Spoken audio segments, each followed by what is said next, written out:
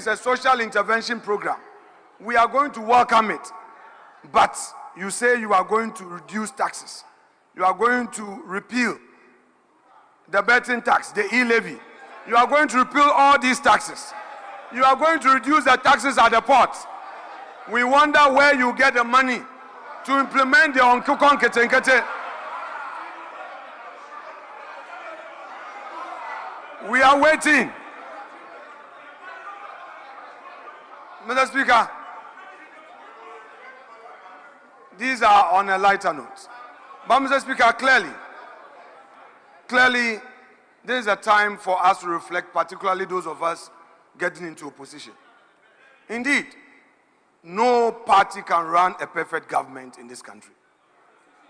When you get into government, whilst you are happy to implement your policies, you are likely to make some mistakes.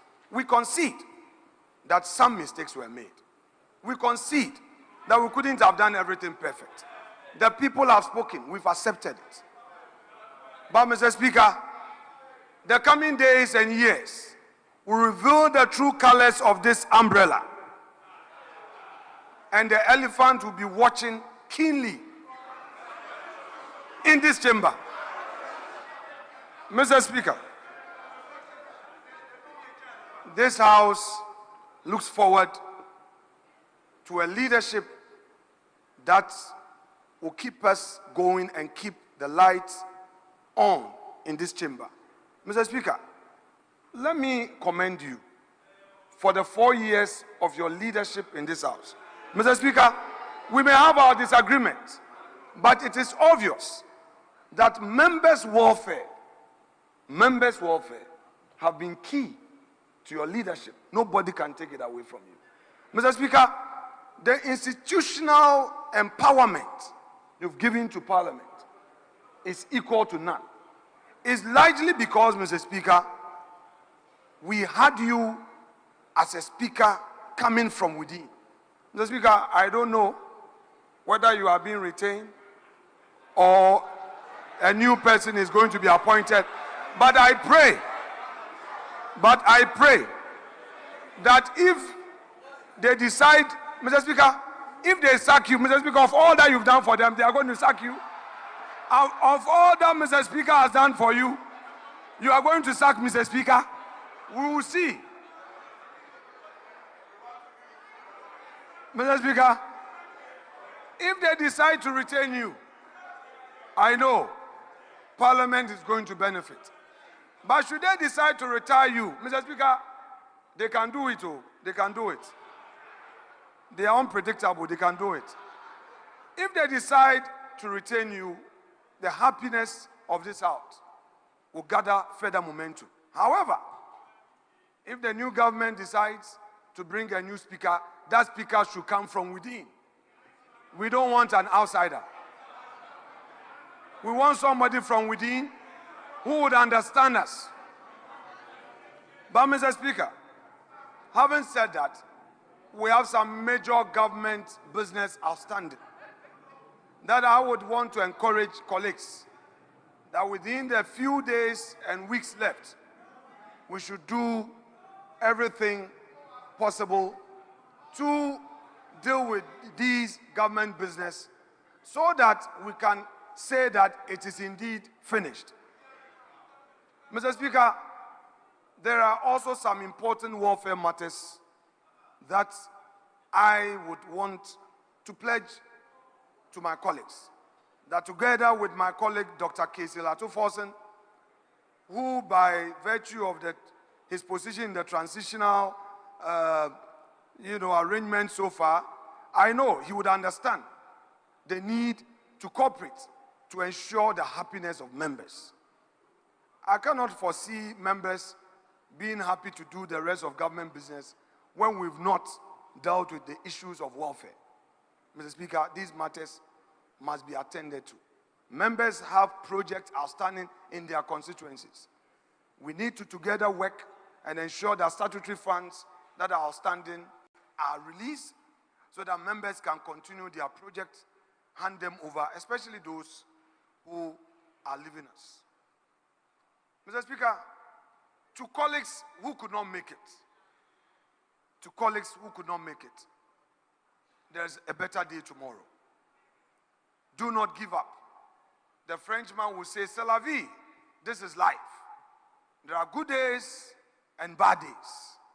If you lost, get back to the people, understand them, do some research, and I'm quite sure that upon that and reflection, you'll be better prepared for a better day tomorrow. There are some amongst us who lost elections and came back. Go to them, consult them, and engage them. And if you are desirous of remaining in public life, I'm sure you'll make it the next time around. For those of us who have won, let us be mindful of the needs of our people. We should really evaluate, assess, and critically analyze our votes. Those that were coming down, we should know what the people are telling us, so that we'll be better prepared for the next election in terms of the decisions that we will take. Mr. Speaker, with this, I would want to again welcome colleagues and thank also the parliamentary service staff. They've been our silent enablers, encouraging us, supporting us. You know, Mr. Speaker, they make us function and function effectively. To them, I say thank you. We appreciate your work in silence. God will richly bless you for all you do in silence for the benefit of the people's representatives. Mr. Speaker, without more, let me thank you for this opportunity, and I say may God bless this house. Thank you.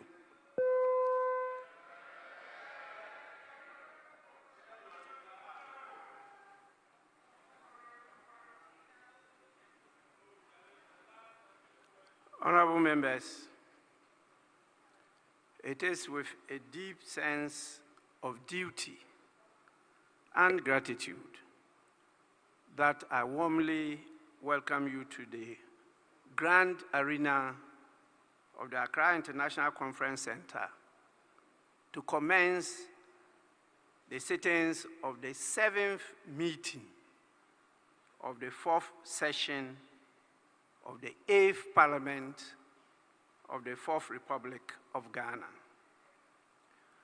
Considering how stressful the election season has been, many of you would have loved to spend some time with your friends and families and to recuperate and de-stress. Unfortunately, you did not get that luxury.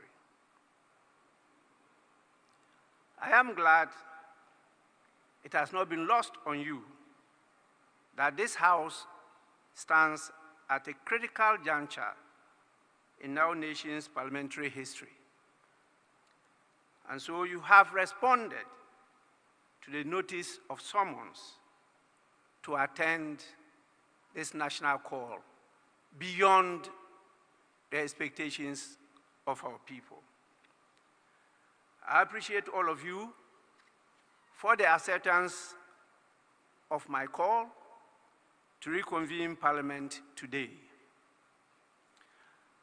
I want to take advantage of this opportunity to congratulate the people of Ghana, particularly the voters, for the exceptional display of maturity in the exercise of the right of choice as to who should lead our nation in the next government.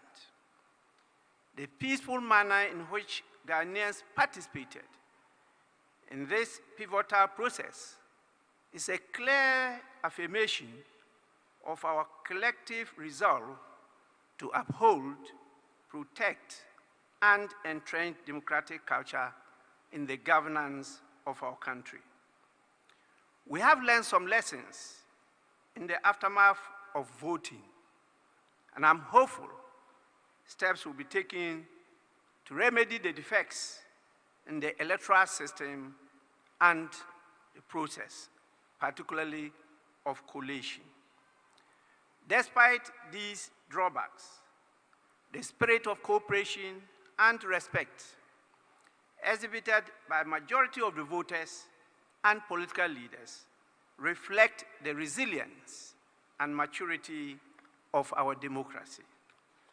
Let us acknowledge, appreciate, and celebrate this achievement and use it as a solid foundation stone for continuous dialogue and collaboration as we work together to build the Ghana we want.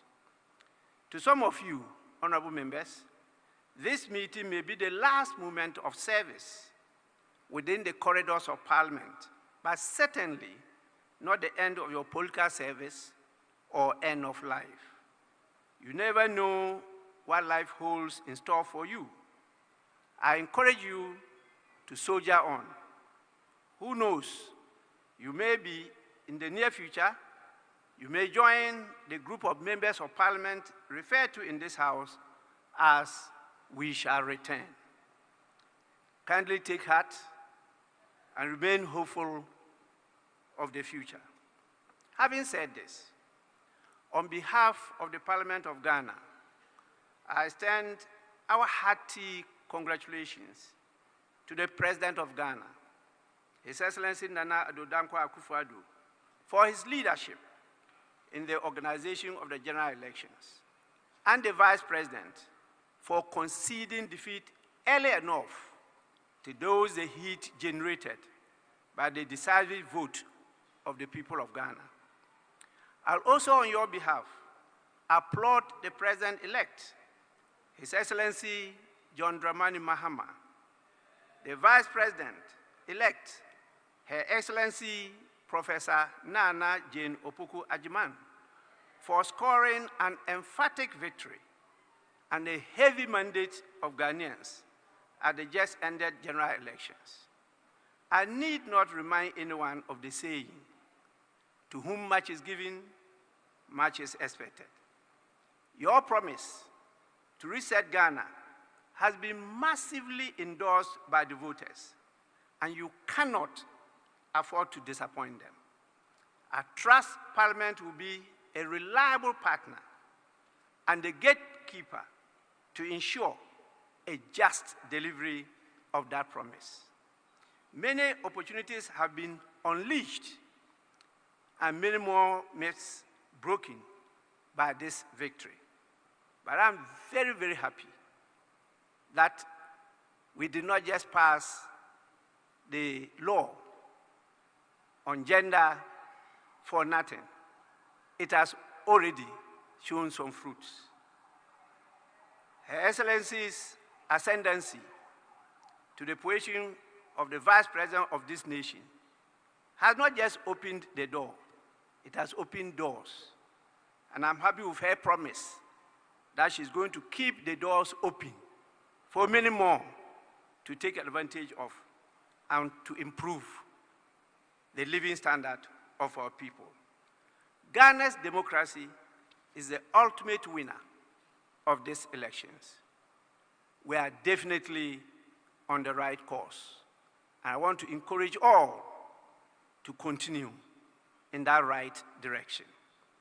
Honorable members, this meeting is for a few days, being a product of a culmination of teething problems of our fourth attempt at democratic governance. I take this opportunity to acknowledge the commitment, resilience, and dedication that some of you honorable members have made and displayed to ensure that the term of this Parliament ends successfully. Together, we have maneuvered and creditably navigated through, for the first time, an unexpected hung Parliament with its unprecedented challenges. Despite our failings as legislators and leaders, Ghanaians held their peace and endured with admirable patience and tolerance. I take this opportunity to commend all Ghanaians for the show and demonstration of democratic maturity. As we prepare to embark on this penultimate meeting, we have, honorable members, work to do. We have a duty to perform. We have a Parliament to strengthen, and we have a nation to build. The business of this House is far from complete, and the legislative priorities before us demand nothing short of our loyal service, utmost dedication, focus, and firm action. Several crucial private and public bills, tax and financial requisitions, international agreements, and committee reports are pending and at various stages of consideration. Unfortunately, the season and time are not in favor of a heavy work schedule as detailed out on the order paper. We are compelled in the circumstances to be realistic and to prioritize business. Unless we abandon the interests of the people and nation, there is no way the long list of government business on the order paper could be done within this limited period of time before the end of the term of office of this Parliament. Consequently, I propose the House considers the following items as priority business. 1, expenditure in advance of appropriation bill 2024. 2, environmental protection bill 2024. The consideration of the clauses of this bill has been taken already. It's just left with the third reading only. 3, boundary commission bill 2024. This is a very urgent bill due to the state of insecurity in the world, particularly our sub-region, West Africa. So the Social Protection Bill 2023 as number 4, Parliament Transition Bill 2023, the Parliamentary Service Bill 2024, and a few Public Accounts Committee reports, which, if not taken, will lapse and have to be referred to a new committee in the 9th Parliament. And I believe that will cause irreparable damage to our economy. The 2 bills sponsored by Parliament are essential in refining the processes involved in the peaceful transfer of the management and administration of Parliament to prevent the occurrence of the ugly incidents at the birth of the 8th Parliament. It is time the House takes a decisive action to enact a law to strand out in clear terms the processes and procedures of transition from one Parliament to the other. The Presidential Transition Act 2012 is a shining precedent for the executive arm of government. Additionally, the long-awaited International Business and Economic Transactions Bill, which is pivotal in positioning Ghana as a key player in the global economic arena, ought to be considered. I'm, however, giving a signal that this is unlikely to happen because of the nature of the bill. But I believe that this bill lays the groundwork for more robust, clear, and transparent international economic engagements, enhancing investor confidence while safeguarding our national interests. I urge the Business Committee and leadership of the House to sequence the programming of these essential legislative items. Honorable members, let us end this Parliament on a good note. It is essential as leaders for us to act to preserve the gains of our democracy. In summary, I emphasize our sacred mandate to serve the people of Ghana. This sacred mandate remains active until the end of this parliamentary term, and nobody should forget of that. Once more, you are all warmly welcome, and I thank you for your attention. Honorable members, We will now move to the next item, definitely our usual item of correction of votes and proceedings and official reports. I have two additions. The first, dated Tuesday, 22nd October 2024. I hope members have copies of that. And so we start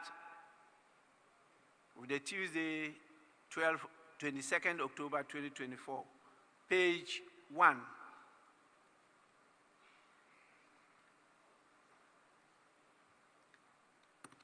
Page 2.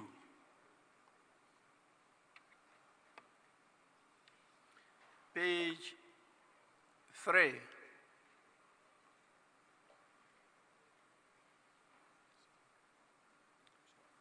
Page 4.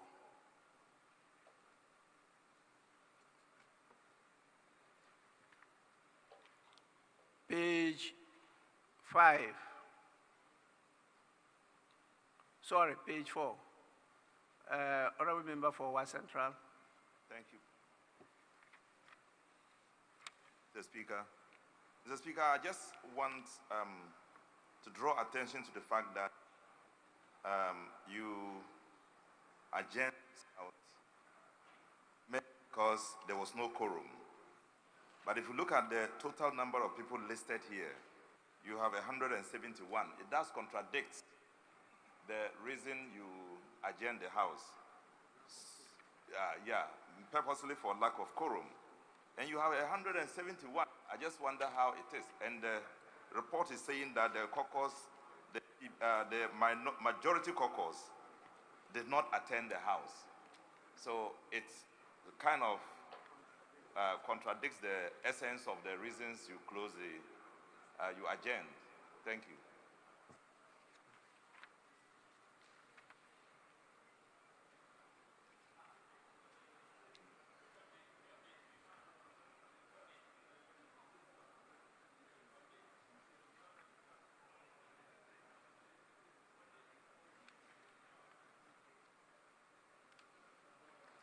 Yes, Honorable Member.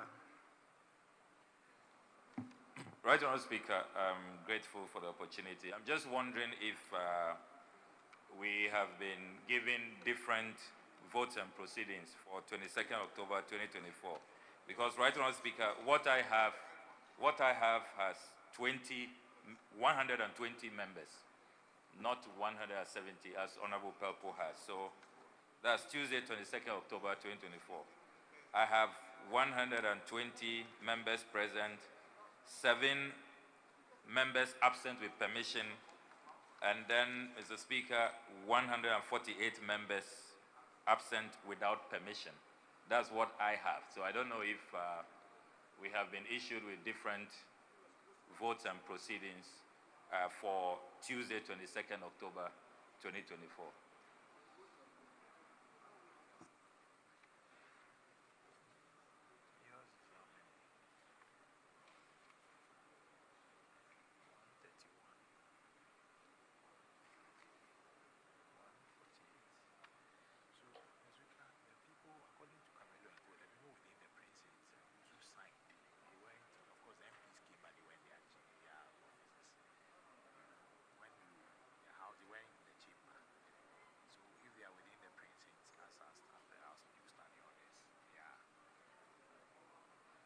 Yes, Majority Leader. Mr. Speaker, I'm just adding my voice to what former Deputy Leader said, Honorable Rashid Pelpo, in respect of their votes. Mr. Speaker, even if it was 120, as per the records, the 120 present was sufficient number for the House to sit and deliberate on matters. So I just wanted to add my voice to what he said. without more. Thank you, sir.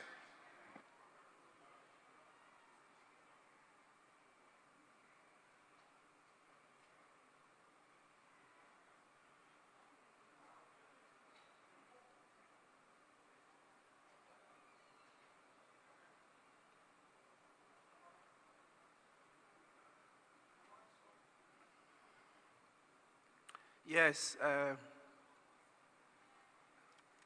Again, Honorable Ablakwa. Hello? Yeah, I'm grateful, Right Honourable Speaker. Right Honourable Speaker, I rise to draw the attention of the Honourable Majority Leader that the intervention he just made has been settled by the Right Honourable Speaker. If the Majority Leader pays regard to page 8, paragraph 7.3, the Speaker explained that, quote, the Right Honourable Speaker indicated that per Article 102 of the 1992 Constitution and Order 64.1 of the Standing Orders of Parliament, the House had quorum to transact business. However, per Article 1041 of the Constitution, the House did not have the numbers to take decisions. So the matter was addressed by the Right Honourable Speaker. So that intervention that we had the numbers to proceed and all of that, Mr. Speaker, we only had the numbers to form a quorum, but we didn't have the numbers to take a decision under Article 1041, which the Right Honourable Speaker properly addressed. So I don't know where the Majority Leader is going with this. You are leading us astray. And if we can focus on the correct vote and proceedings, if we do have the same vote and proceedings for Tuesday, 22nd October 2024, I think that will be helpful. Yes, Majority Leader. Mr. Speaker, before I respond to my respected colleague, and I know that he wasn't attempting to challenge me on procedure. In the least, my procedure is good. Mr. Speaker, you made me aware some time ago, and this is a preliminary comment before I come to his issue, that sometimes a speaker may have to make a mistake to ensure that democracy survives. So, Mr. Speaker, this you told me some time ago, that sometimes some mistakes are necessary. I'm referring to Mr. Speaker. Mr. Speaker, I'm saying that sometimes some mistakes are made just to get things done. So I have said that in jest, but let me go to the issue. The issue raised by Honorable Pelpo was to the effect that the House was adjourned because there was no quorum to sit, not quorum to take decision. That was his argument. Mr. Speaker, that was his argument, that why is it that although we had sufficient numbers to proceed with the day's sitting. Mr. Speaker, in Parliament, we don't only sit to take decisions. We sit also to make statements. When it comes to statements, statements are made where a matter of national importance is considered, is debated. A motion could also be taken. It is only when it gets to the point of decision making that the secondary stage of quorum would have to be triggered. Mr. Speaker, the issue is the primary issue of quorum, which Honorable Pelpo wanted to draw the House's attention to the fact that we had quorum to sit. There wasn't any government business on the floor that day. So, Mr. Speaker, I want to take it that perhaps it was one of those necessary errors to get democracy going. But Mr. Speaker, there was no such issue of lack of quorum for the House to sit. And the 120 members present answers the question. Nobody should attempt to create confusion on this matter.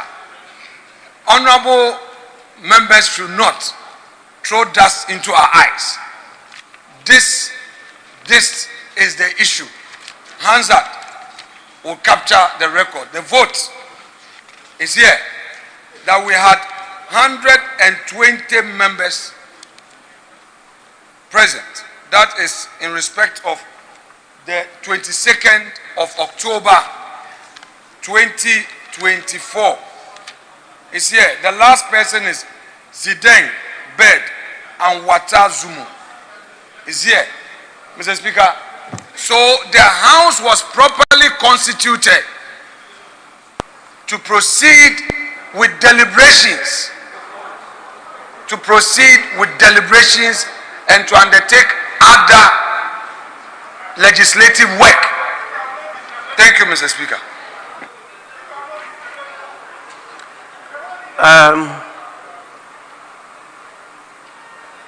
Well, Honorable Rashid Belpo. Thank you, Mr. Speaker. Mr. Speaker, I think we are operating at two different levels. I made a mistake and made reference to the Thursday sitting, which had 171 members. And so he is talking about the Tuesday meeting. So he may be arguing on the right path or otherwise, but that's not exactly what I meant. I just wanted to make reference to the 171 members. And I thought that the 171 members were not present in the House and couldn't have been captured in the vote and proceedings. Thank you, Mr. Speaker. Yes. Honorable members. Yes, please. Honorable Blakwa, yes. I'm grateful, Mr. Speaker. Mr. Speaker, the majority leader is raising a matter that, Mr. Speaker, we have to pay attention to. This being a House of Record, and these are matters that went all the way to the Supreme Court. They are constitutional issues, and we should not gloss over them. The fact of the matter is that when we convened here on the 22nd of October, our colleagues on the other side did not attend proceedings. They were not in this House. They boycotted the sitting. And so we did not have a decision-making quorum.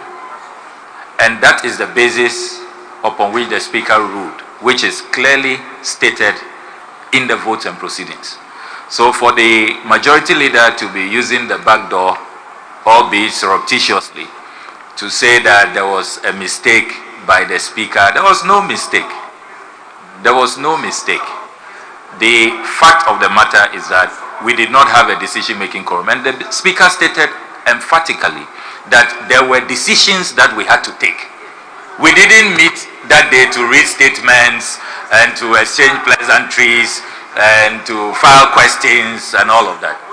There was a motion, there was the need to take a decision.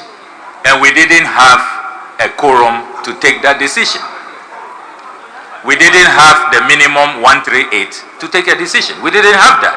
So, Mr. Speaker ruled clearly. And Mr. Speaker, in case the majority leader wants us to refer him again to page 8, the Speaker's ruling is there clearly that the House, per Article 1041 of the Constitution, did not have the numbers to take a decision because there was, according to the Speaker, a matter that required a decision to be taken, and we did not have the numbers to take a decision. So if you read it, it's stated there clearly.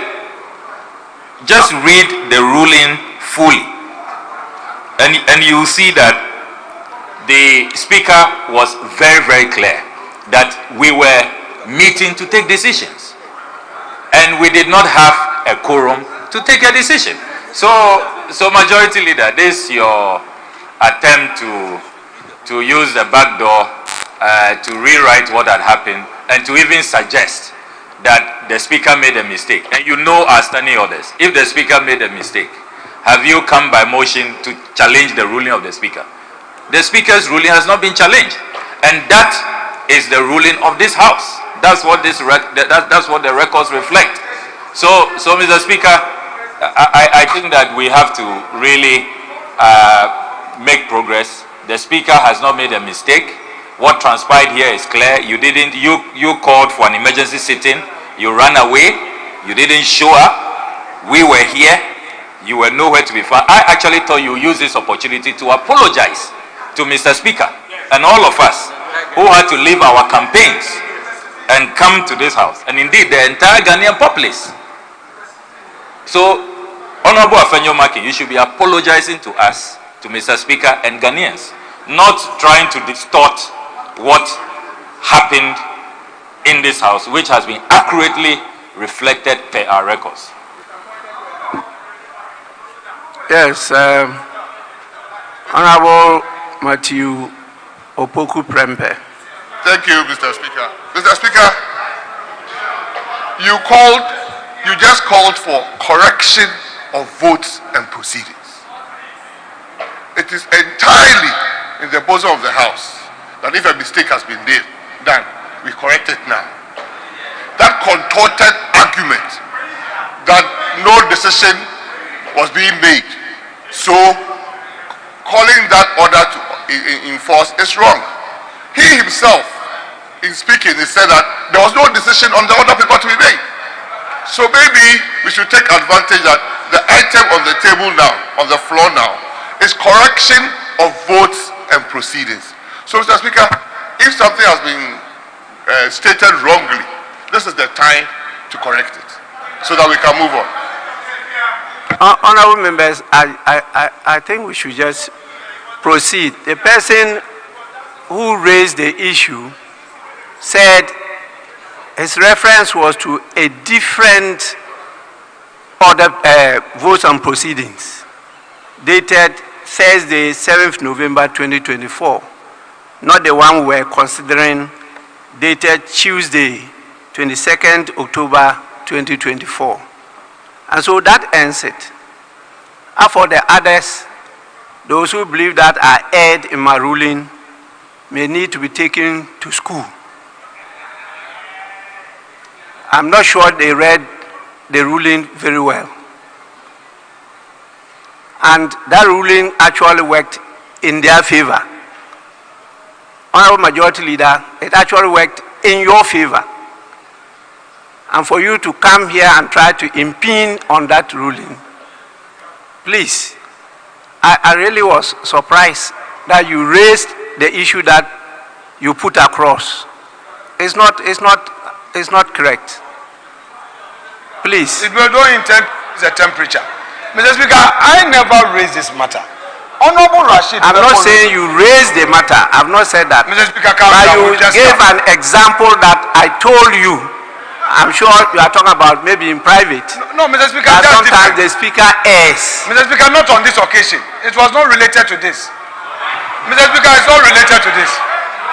Mr. Speaker, today is the first day. Don't mind them. They are provoking you. Don't mind them. It is not like, Mr. Speaker, don't mind them. Don't be provoked.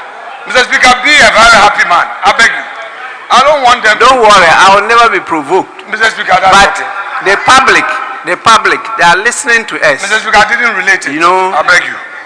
And the public will be misled about 3 reasons. And I'm sure you didn't avert your mind to the 3rd reason. For the reason why I adjourned, actually not suspend, I adjourned the meeting indefinitely. And I listened to some of you debate this matter on air. And I thought you should have been commending me for adjourning it, but you were rather condemning me for doing so. It saddened me, but I understand the arena we are in. And so I've taken it cool in my stride. As we go along, we will have to deepen the orientation and training of members of parliament so that we don't get the public being confused by you who are seen as leaders, you who are seen who should know better, rather misleading them. So let's go back to the correction of votes and proceedings on the votes and proceedings of Tuesday, 22nd October 2024. We're at page 4. And those present, as you can see, are 120.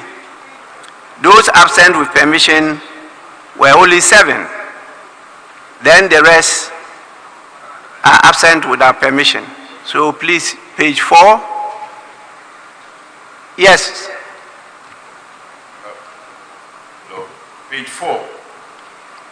Item 13, I was present, but be marked as absent. Table office, kindly take note. Yes. Honorable member.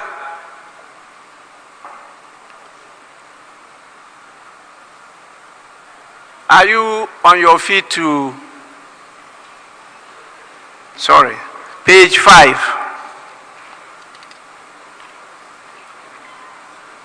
Page 6.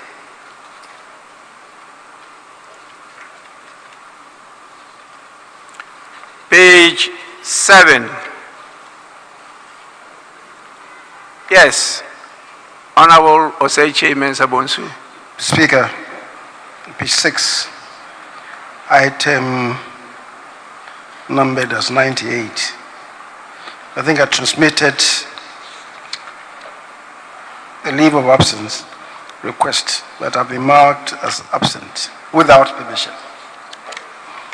So if we may direct the table officers to take note of that. And having said so, Mr. Speaker, even though we start a bit late, it's past 2 o'clock, it's almost 3. I don't know whether you may want to call for an extension of the sitting period.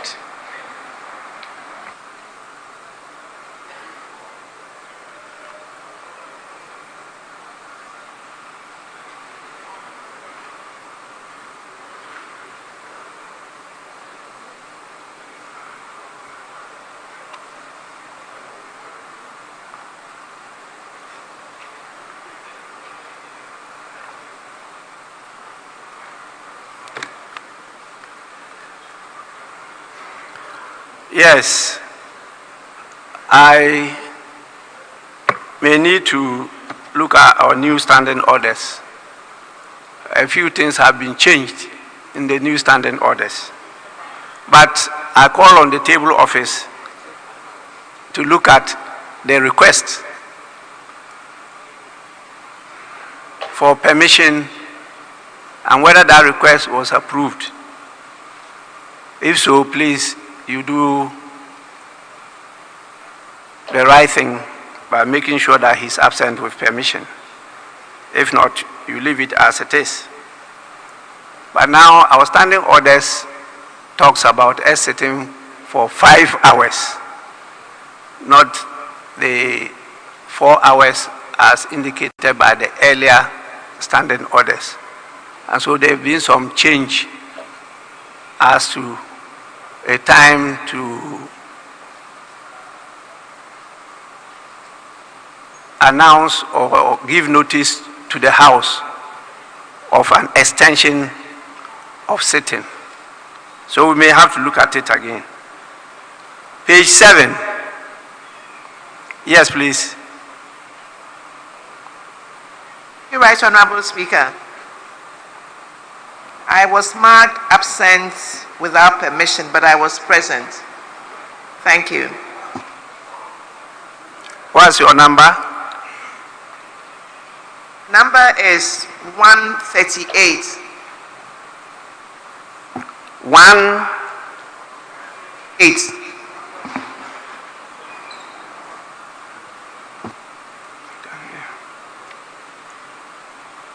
$138.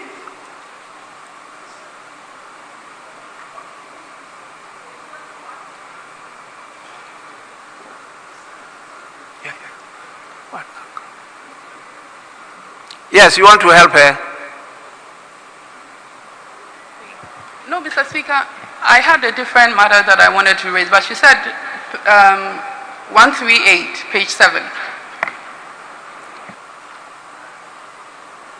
Yes, 138, yes. Yes, you could now add yours. And Mr. Speaker, again on page 7, number 134, I was in the House but marked absent, so if can be captured.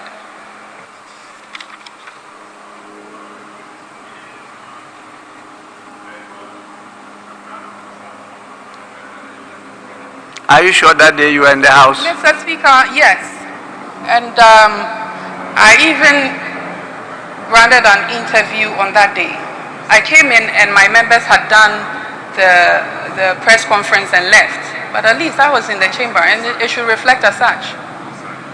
If we are here independently representing our people, on that day I was here and I granted an interview after that. Yes, table office. Kindly take note of that. Page 8. Yes, sorry, page 7. 7. Mr. Speaker, number 115. I was present that day, but not absent. Thank you. Number 115. Kindly take note. Yes. Speaker, thank you. Page 6, number 69. I was present in the chamber. Thank you.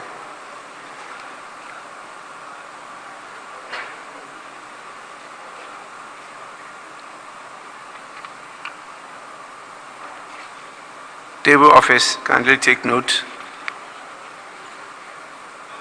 Any more? Okay, we'll move to page 8. Page 9, page 8. Yes, please. I'm grateful, Mr. Speaker. Mr. Speaker, at page 8, the tradition of this House, when there has been a boycott by one side, is that the vote and proceedings capture that. But you go through the entire vote and proceedings, and Mr. Speaker, that is not reflected. Mr. Speaker, for example, if you take the Thursday, 7 November one, that is captured. That boycott or lack of attendance is stated. But in the case of the 22nd October 2024, no show by our colleagues on the other side is not captured. You only get a slight sense of that when you look at the Speaker's ruling, where the Speaker says that the House did not have the numbers to take decisions. But why didn't we have the numbers? That must be stated, because our colleagues were not in the House that day. And that has been the tradition. It is always stated in the vote and proceedings. So, Mr. Speaker, if the table office can reflect that development, because it is missing. Yes, Honorable, is that Chairman of Constitutional, Legal and Parliamentary? Yes, sir. Yes, please. Thank you, Mr. Speaker. Mr. Speaker, in response to my colleague's correction, I do not think that we were in the House and we walked out. That's what we call boycott. Members, it is recorded that 120 were present. This number was absent with permission, and these numbers were absent, Mr. Speaker. And I think that the records, it's captured it straight away. Nothing happened in the chamber that indicates that a group of the people had boycotted Parliament. And therefore, I think it should remain as such. Thank you. Well, I can only direct the table office to cross-check as to what happened that day. Because on record, there is no indication of a boycott or even a walkout. But my ruling gave an indication that we do not have sufficient numbers. And definitely those of us who were present also observed a few things. And I think that it would have been captured by the verbatim reporters who were present in the House.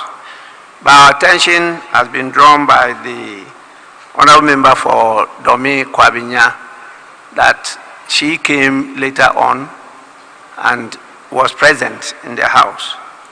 And so we will have to make sure that we capture all this. But I recall talking about adjourning the House, the meeting, not suspending the meeting. So please, table office, take note of it at paragraph 3 of my ruling. Now we go to page 9. Page 10. Page 11. Page 12. Page 13. Page 14. Page 15.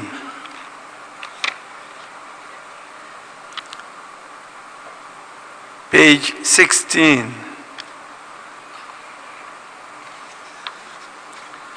Page 17.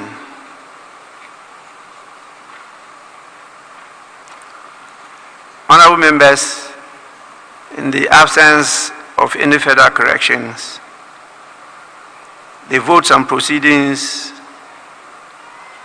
of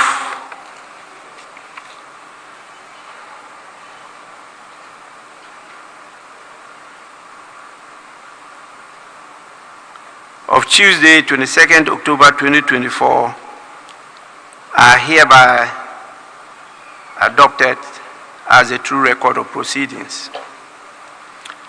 We now take Thursday, 7th November 2024, page 1, page 2, page 3,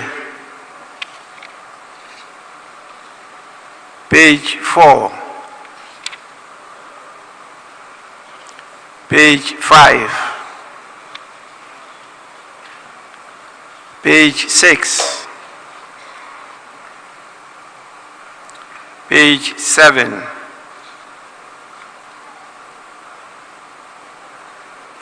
page 7. Yes, please. I'm grateful, Right Honourable Speaker. Right Honourable Speaker, page 7, item number 4, your formal communication to the House, second paragraph. The two requests, the dates provided are incomplete. We only have 22nd October and 24th October, but the year is missing. So if they can add a year, this being a House of Records, I presume it's 22nd October 2024 and 24th October 2024. I'm grateful, Mr. Speaker. Table office, kindly do so. Page 8. Honorable members, the votes and proceedings of the emergency sitting dated Thursday, 7th November 2024, as corrected, are adopted as a true record of proceedings. We now move to the official reports, and I have 4 copies of different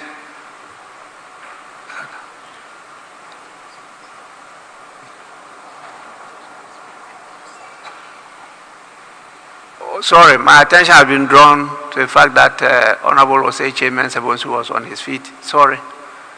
Yes.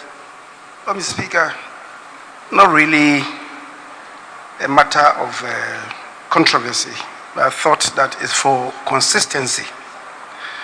Mr. Speaker, you adjourned the sitting of 7th November 2024 on account of the prevailing situation in the House, that you took cognizance of the fact that a group of members were not present in the House, and then you proceeded to, on account of that, you proceeded to adjourn the House sine die. That was on the 7th of November 2024. The Speaker, on Tuesday, 22nd October 2024, when you adjourned the House, it was an account of prevailing circumstances. One, and you yourself mentioned it, the prevailing circumstances. Two, the question on the composition and constitution of Parliament. And three, having regard to public interest. These were the three reasons that you cited, and then you proceeded to adjourn the House. Mr. Speaker, I'm just juxtaposing the two circumstances. Same thing. And in that regard, what you did will not qualify for a ruling, because I've heard people refer to the fact that you made a ruling. A ruling on what?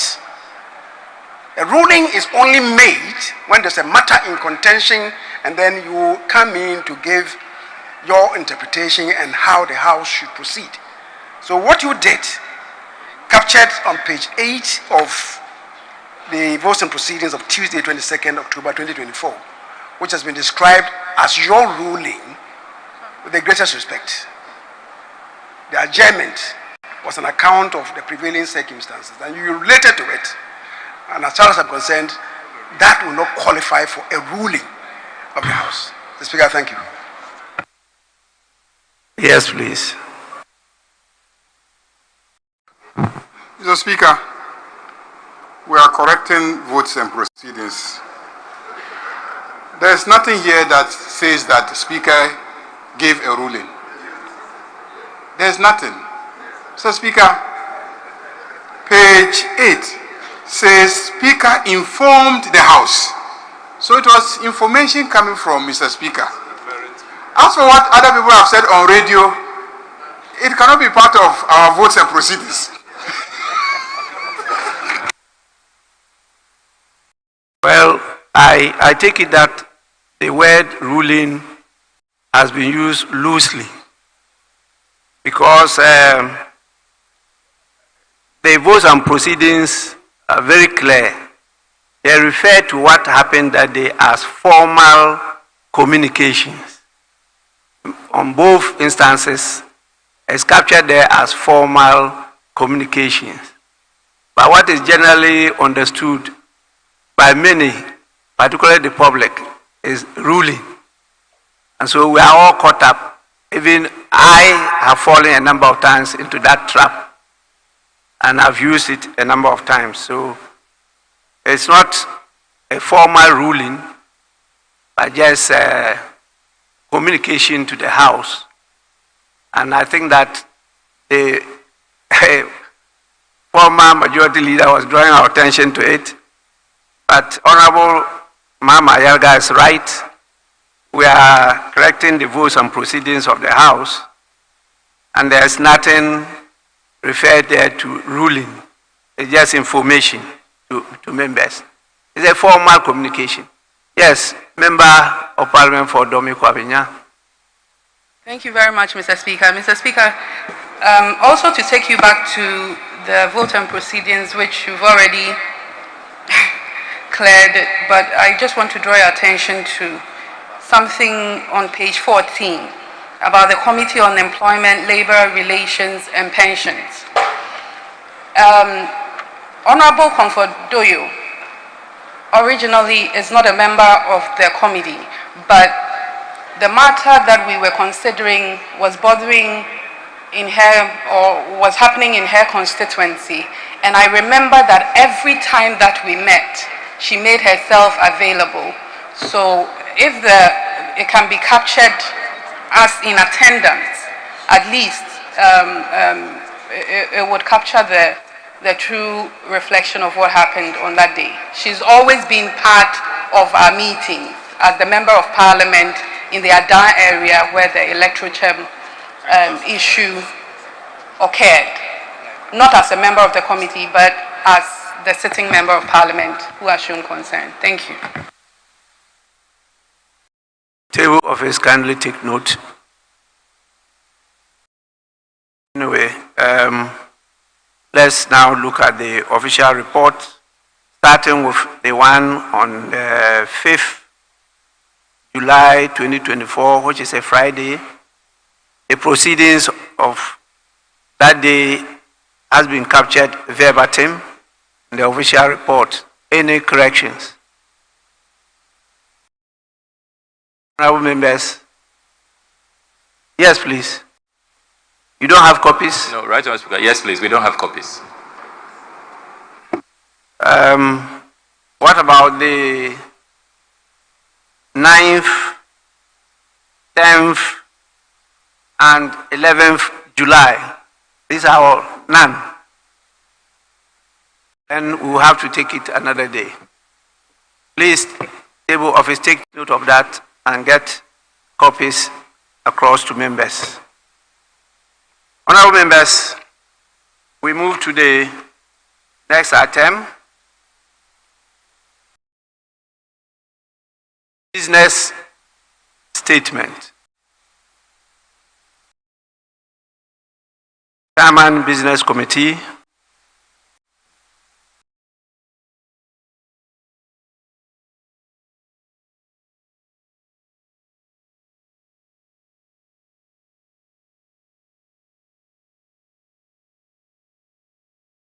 Right, Honorable Speaker, with respect, I shall proceed with a business statement for the week ending 20th of December 2024. Mr. Speaker, the Business Committee met and agreed on the business for the week. Same has been captured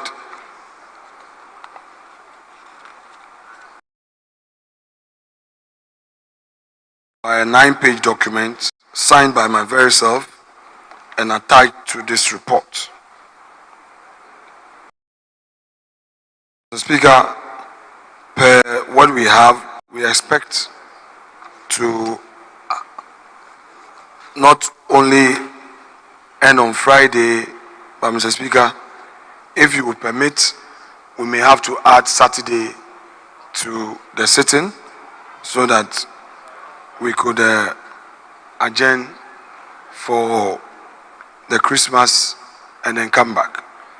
Mr. Speaker, all these that have been proposed are conditioned on resolving some critical outstanding matters, particularly statutory payment and other matters that members expect action on.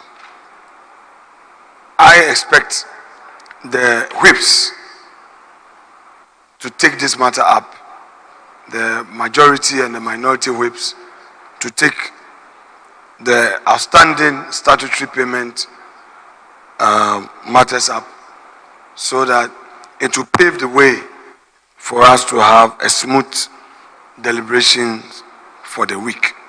Mr. Speaker, the report has been circulated to all members and I shall proceed to resume my seat and let's invite comment from members so that we bring a finality to the program for the week. Thank you very much, Mr. Speaker.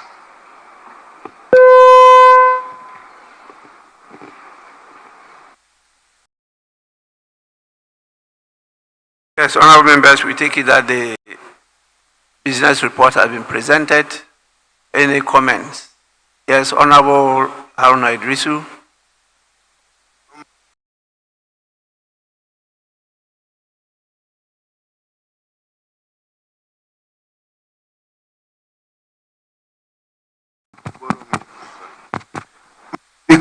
Thank you very much for the opportunity to make a comment on the business statement presented by the leader of government business. And Mr. Speaker, one thought that the leader would take a cue from your guidance.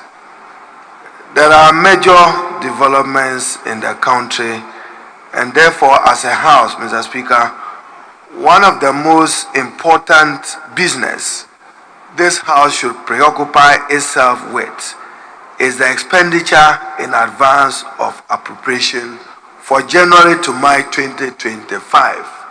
Arguably, Mr. Speaker, because the new government, which will assume the powers of government from 7th January, will have to put its acts together in order to get a budget before the reconstituted parliament on midnight of 6th to 7th January. Therefore, what we are expected to do is to know, one, how the workers of this country will be taken care of in respect of compensation. Then, if there are interest payment commitments on loans in order that the country does not stand in default, that would also be addressed. So, Mr. Speaker, whilst you were giving your comments, I'm not sure the leader was listening. So that is major business.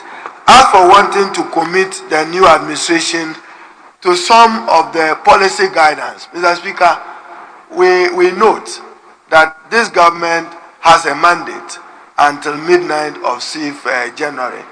But cautiously, they should be guided that they are not committing the incoming administration to some fiscal and budget constraints with some of the decisions they want to make. So he should, as you guided, Mr. Speaker, some of it that he wants to, some of the business he wants to take, even though he says that he wants understanding and consensus, he should be guided and prioritize government business. Our first major business should be the expenditure in advance of appropriation. That this House must concern itself with. The other business can wait. Thank you, Mr. Speaker. Yes, Honorable Blakwa. Right, Honorable Speaker. Right, Honorable Speaker. The list of priorities for this meeting, Mr. Speaker, I want to respectfully appeal to you. As you read through your list of priorities, I was hoping to hear that we will include work on the constitutional amendment bill on the dual citizenship matter. Because, Mr. Speaker, I thought that we had come very far on that. But I didn't hear you speak to that matter, and it also doesn't find expression here in the business statement. So, Mr. Speaker, if you can probably avert your mind to that. Then, Mr. Speaker, the second issue that I want to raise relates to the tall list of tax waivers that the majority leader continues to present to this House in business statements. Mr. Speaker, we have stated our position on this matter, and considering the fact that all of these matters have been voted against and rejected by the Ghanaian people, why is the majority leader still putting it in the business statement and wanting to get us to work on these matters, which are so unpopular? A tall list, over 40 tax waivers, Mr. Speaker, and this will have serious fiscal implications for the next government. I mean, why do you want to saddle the next government with these huge revenue losses when you have been roundly rejected at the polls? And this is a government talking about coming to cut down obnoxious and nuisance taxes, and then you are creating more fiscal liabilities for us. So, Mr. Speaker, we want to serve notice that these tax waivers, we are not going to support them. So, please listen to the Right Honourable Speaker's list of priorities, particularly the budget for the first 3 months of next year. As for tax waivers, we cannot support you. Honourable Afenyomake, we cannot support you. So, you need to really get this out of the business statement. I'm grateful, Mr. Speaker.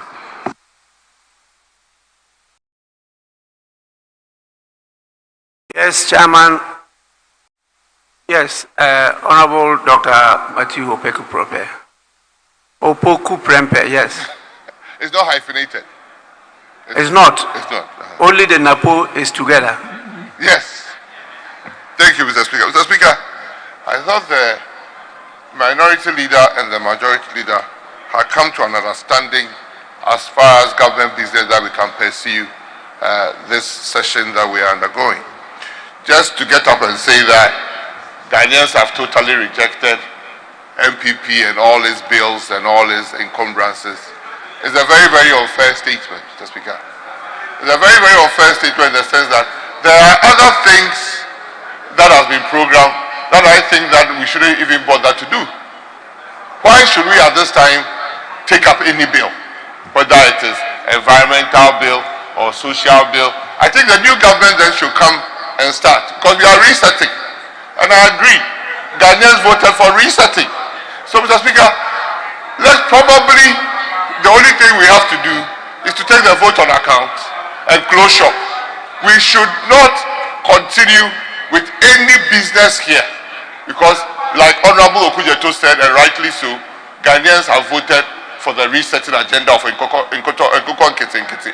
So, not only that, Mr. Speaker, apart from the vote and proceedings and maybe his end of service benefits that he's very much interested in, every other thing, social protection bill, second reading of bills, third reading, so that we have enough time to do Article 71 business and do vote on account, such that, yes, if it is not worth doing, it's not worth doing.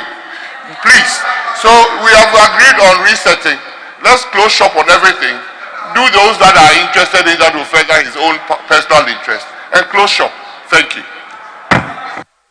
Honorable members, we don't need to debate this matter.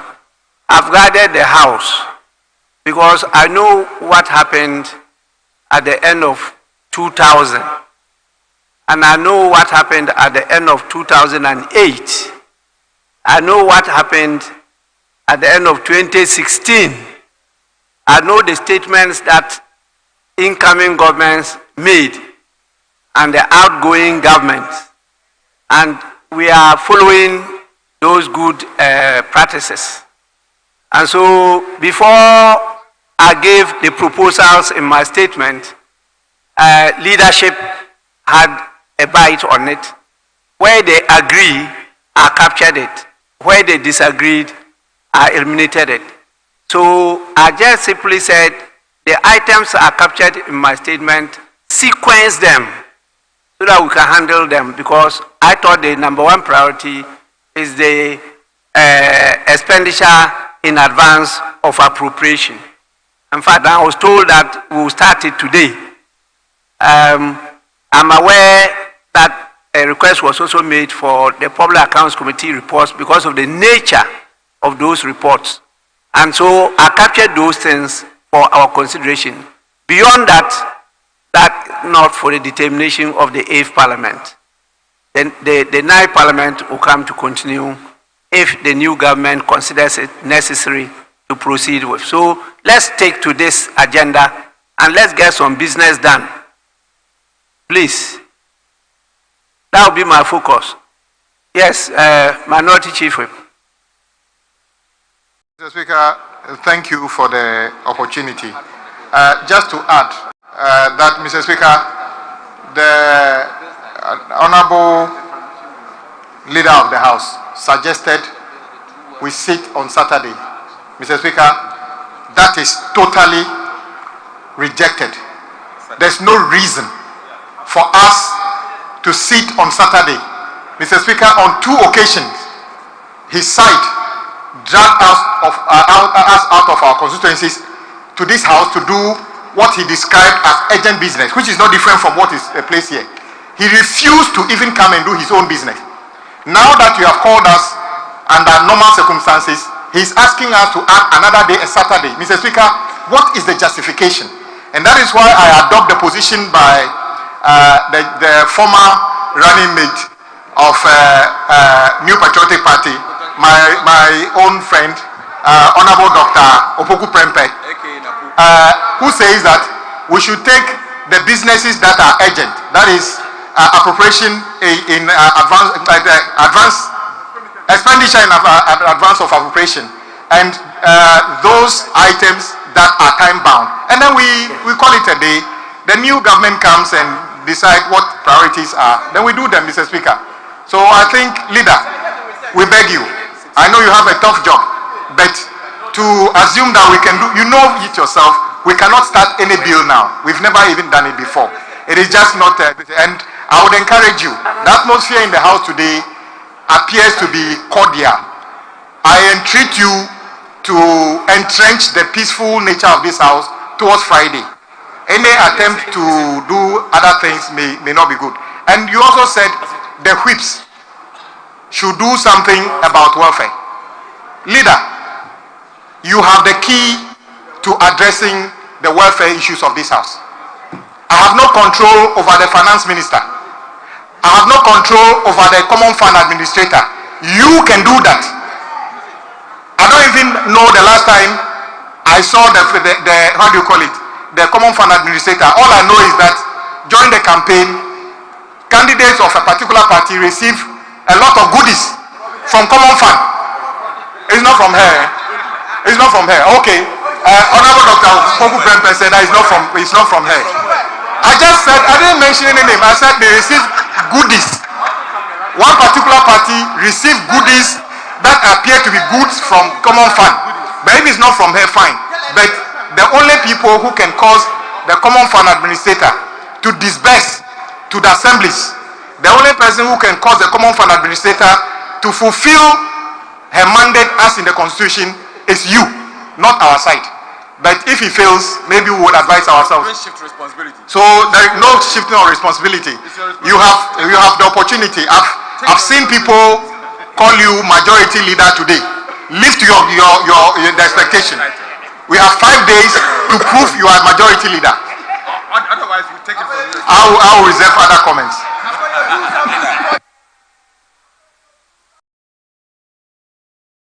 Honorable members,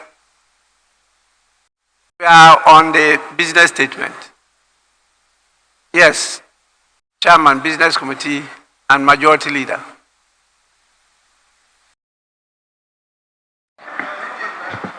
Mr. Speaker,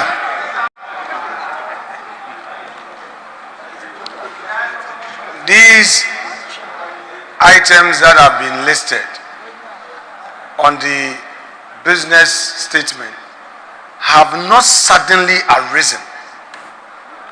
They are not matters that have suddenly arisen.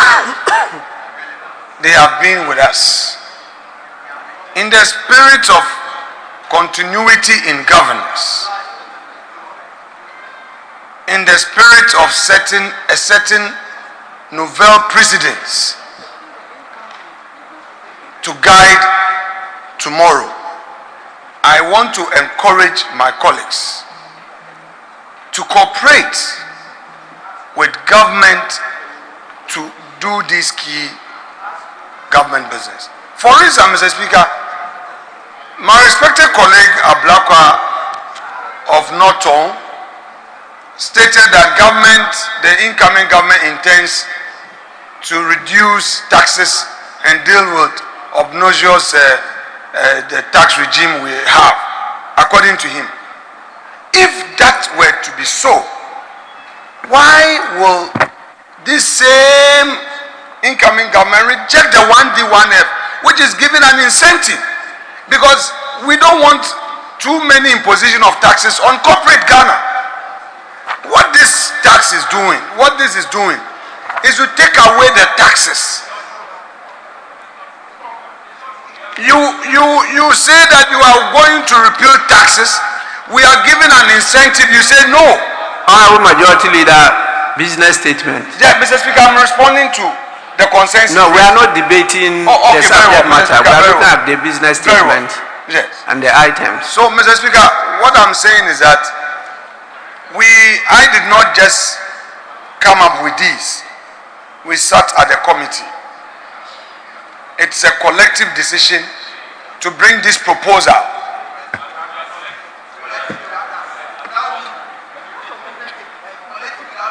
Mr. Speaker, they should know that they are coming into government too. This posture, this opposition posture, you better change. I mean, You are no more in opposition. You better stop that, your behavior. You should change your behavior. We should see signs of your readiness to govern and stop this violence, chaotic, bugaga thing. Stop. You are honorable members, please. We are not just in a conversation. We are in a parliament and we have rules. These items found space on the order paper because they are pending business. And so if you look at the standing orders, you have to keep on capturing them on the standing orders because they are business before the House. They were earlier on admitted by the Speaker. They were presented to the House. They are before us and they are not completed. So they will always find space on the standard, in the order paper. But I have stated clearly that in view of the limitation of time and the season, we will not do justice to this business if we decide to take them now. As a result of that, we should take just a few key items that can keep the wheel of governance going and the public interest attended to. And that is why I mentioned those items, particularly as they've been agreed to by both sides of the House. And so let's take to that. Let's take to that. The others, there will be no time to consider them if we really want to do good business for the people of Ghana. Please, let's move on. There are other things that I want to inform you. But yes, Minority Leader.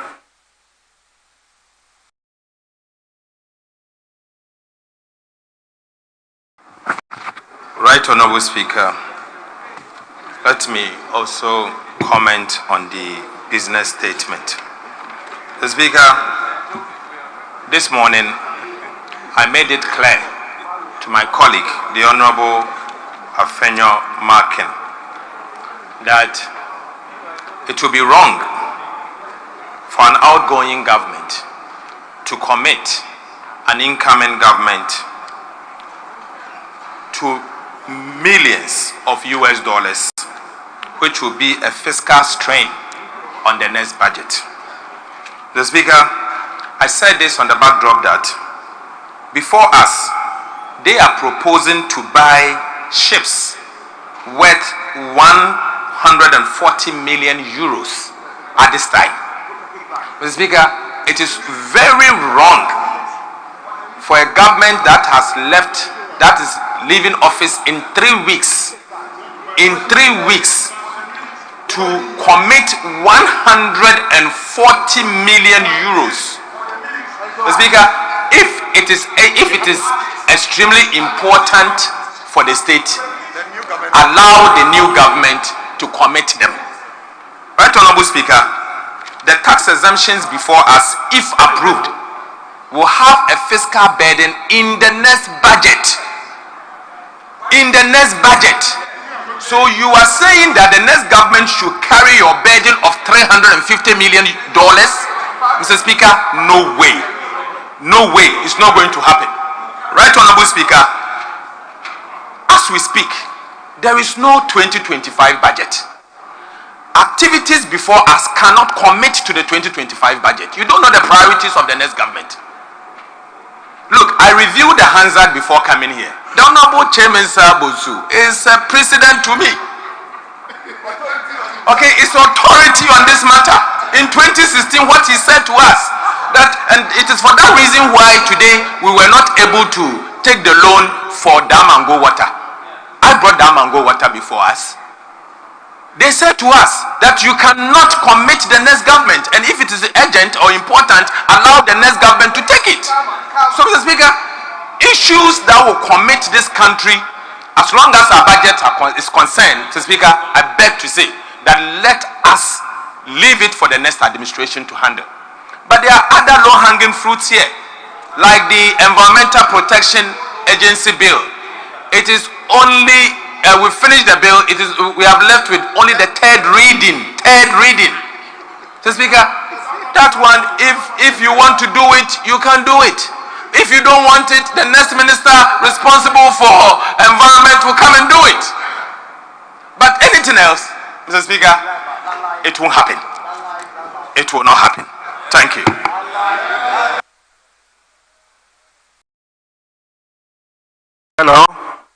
that Minister for Defense. Yes, Mr. Speaker. Mr. Speaker, thank you very much. Mr. Speaker, I just want to be clear that to take a commercial loan and for Ghana and the IMF to agree only simply means that there must be special reasons why the IMF will agree for Ghana to take a commercial loan. And he knows that it was the IMF itself that had to agree to open up the space for Ghana to be able to take this because Ghana does not have aircrafts and ship. It doesn't have aircraft and ship for our military. I don't have a problem with the next administration dealing with it. But when there is an opportunity to do it and you don't do it, that is up to them to be able to do it. I don't have a problem at all. And I just told him that at all, that we don't have a problem. I am saying that you have opportunity to purchase 2 ships from France for the Ghana Navy. If you think that you cannot do it now, Mr. Speaker, you wait and do it when the government comes. We don't have that problem. The new government comes. Nobody has that problem at all. I don't have a problem at all. If the IMF will agree and open for them to borrow next year, I don't have a problem at all with that.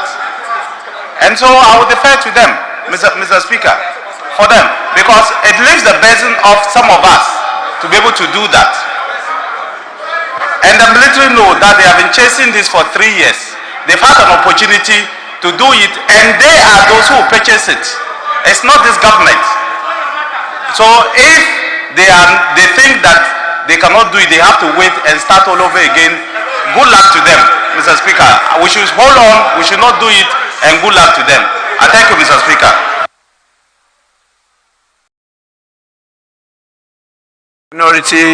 Deputy Minority Whip.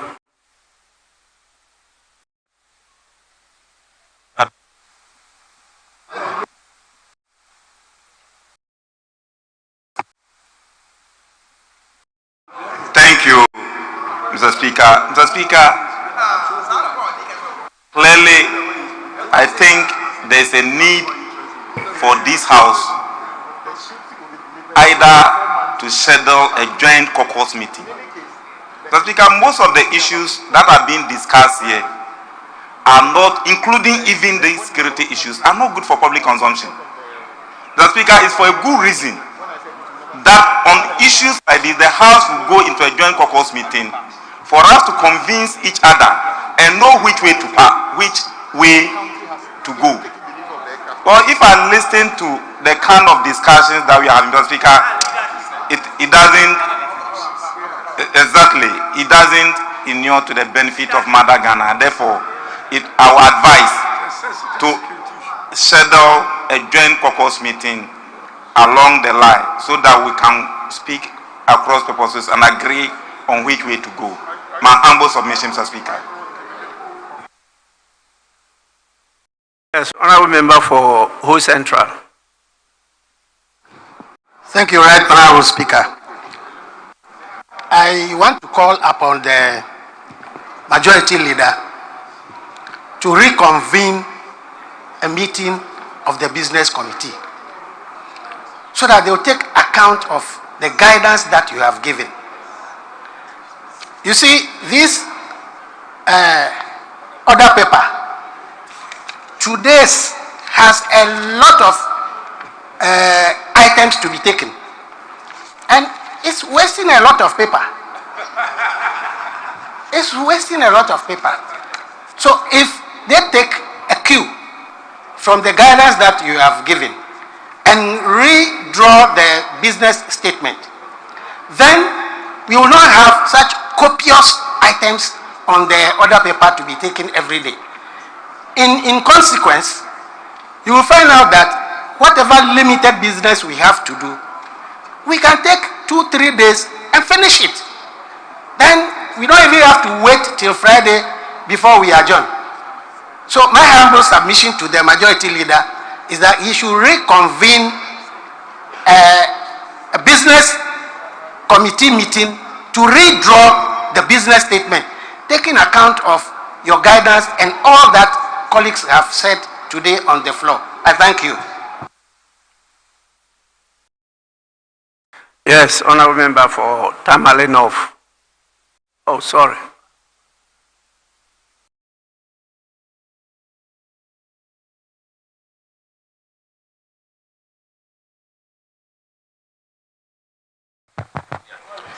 Thank you very much, Mr. Speaker, for the opportunity to contribute to the business statement that has been ably presented by the majority leader. Mr. Speaker, I will not wish to take part in the ongoing conversation on the other matters. I just want to crave your indulgence and make an appeal, Mr. Speaker, to you and the business committee to perhaps consider, even though the time is so short, space for a security briefing on the elections that has just taken place. Mr. Speaker, this government may not have the opportunity again to speak to this nation on how well or not they have handled security, especially in relation to the just ended elections. Mr. Speaker, I think this is important because loss of lives during elections should not become a norm. Our elections should not always record the loss of Ghanaian lives. Mr. Speaker, it's becoming one too many. The first time we recorded this was in the 2020 general elections, where about 6 to 7 lives were lost after the elections. 7 to 8 lives.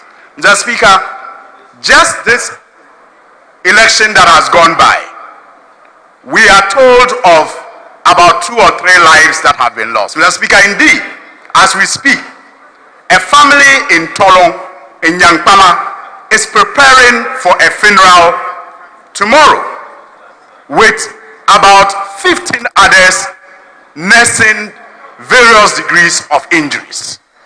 Mr. Speaker, that cannot be accepted without us taking measures and proper briefing on what might have gone wrong. And so, Mr. Speaker, even though we do not have time, I will plead that the Business Committee considers a briefing to this House by either the Defense Minister or the Interior Minister or whoever was responsible for the provision of security in the just ended elections, so that the incoming government perhaps can take a cue and assure us that never again after these 2 incidents will we record loss of lives again during our elections. Mr. Speaker, it is my humble appeal to you and the Business Committee to consider. Thank you. Honorable members, yes, Dr. Opoku Prempeh, before the Minister for Defense. Thank you, Mr. Speaker. Mr. Speaker, you ably and aptly described the agenda that has been agreed between the 2 leaders. Probably what we didn't do was to say that it is a restated business statement for the rest of the week. But we have gone round and round and round, and we are coming back with a consensus to say maybe the leadership should meet urgently and consider things that the 2 sides can agree so that we go on. So, Speaker, I also don't believe that we are going to sit here and pick and choose. If we are not going to, and we are left with only 1 or 2 items, let's do those 1 or 2 items and leave the incoming government with a free hand to operate as they want. But what has been agreed, vote on expenditure for the first quarter of next year and other matters that we all agree to. Let's do that and we can rise in 2-3 days. I don't believe personally that we should go about doing first reading of the bill, second reading of the bill, third reading of the bill, because it all has implications on the physical balance of the country. There's not a single bill here that doesn't have got a cost implication for government.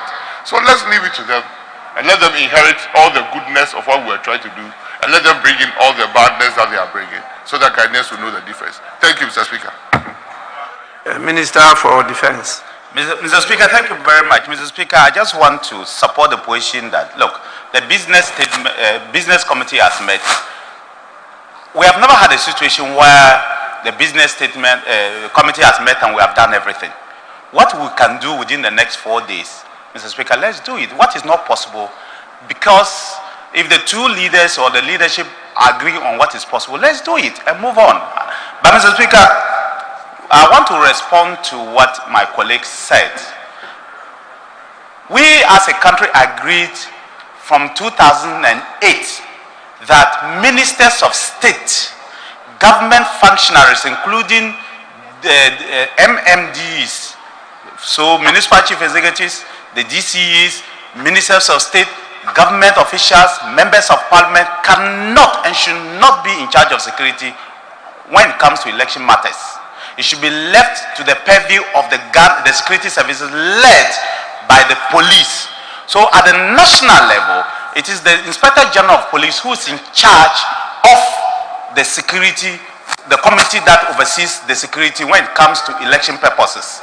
And at the district, regional level, it is the regional police commander who is in charge of it. And at district level, it is the district police commander who is in charge of it. And so that's how it is.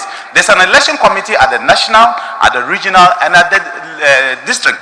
If you are calling the Minister for Interior, he would just simply come and tell you he was not in charge of it. It's the IGP.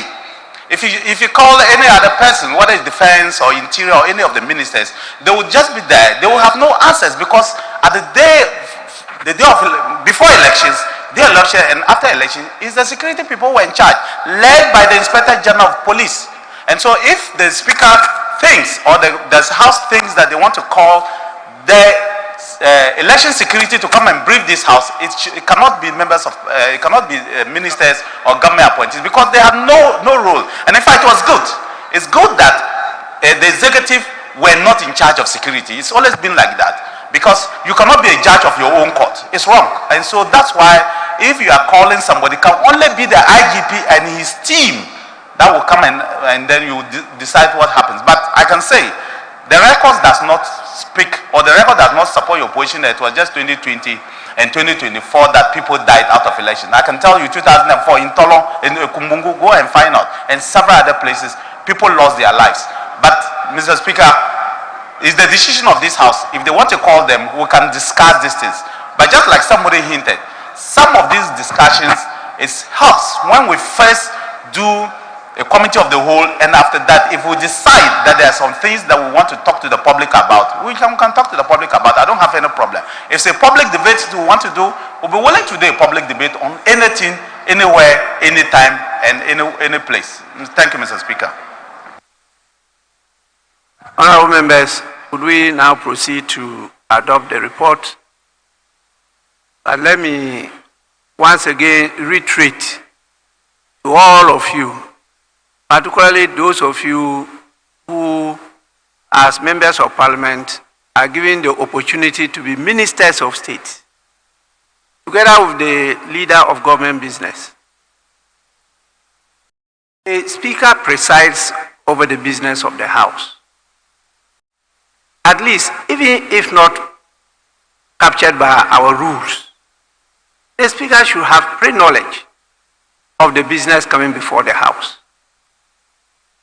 Don't bring business to the House and the Speaker gets to know of the business just on the order paper. How are you going to manage the debate on the business?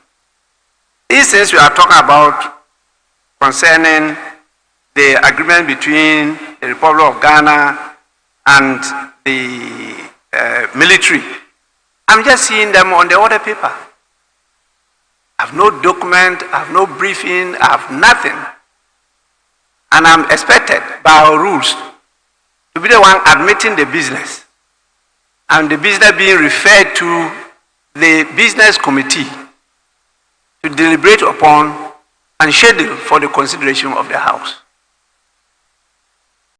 I've told you a number of times that please don't try to shortchange the Speaker's role in this matter. It's very important, because sometimes when you are having this debate, the Speaker is able to intervene to also draw attention to the national interest. And sometimes the Speaker prevails in doing that and is able to convince both sides of the House to adopt the business. But if the Speaker has no knowledge, there's nothing you can do. But I really had discussion with the leaders. And I also took note of what has happened in previous years. And that is why I guided the House as to the essential items, in fact, the critical items that we should consider within this week. In fact, I proposed the Saturday for us to sit, because I thought that by Friday we might not have completed these items. So I added Saturday. If need be, we should sit on Saturday to make sure we complete them. Because after Saturday, we're going into the Christmas recess. In fact, Christmas break. And then by the time you return, it's around 28th. You have some business around 28th, 29th, 30th, 31st, where you start making the necessary preparations for the transition. By our new standing orders, there are a number of things we have to do, including the government of the day, to pave way for the new government to take over. And so all this have been factored into the presentation I made. Once again, I want to urge you to be guided by that presentation. As we sit, we have the presidential transition team, the technical team, working on the details of the transition. We have in the law, that is Act 845, the functions of the team. And there are some things that they have to do. And we in this House have a role to play.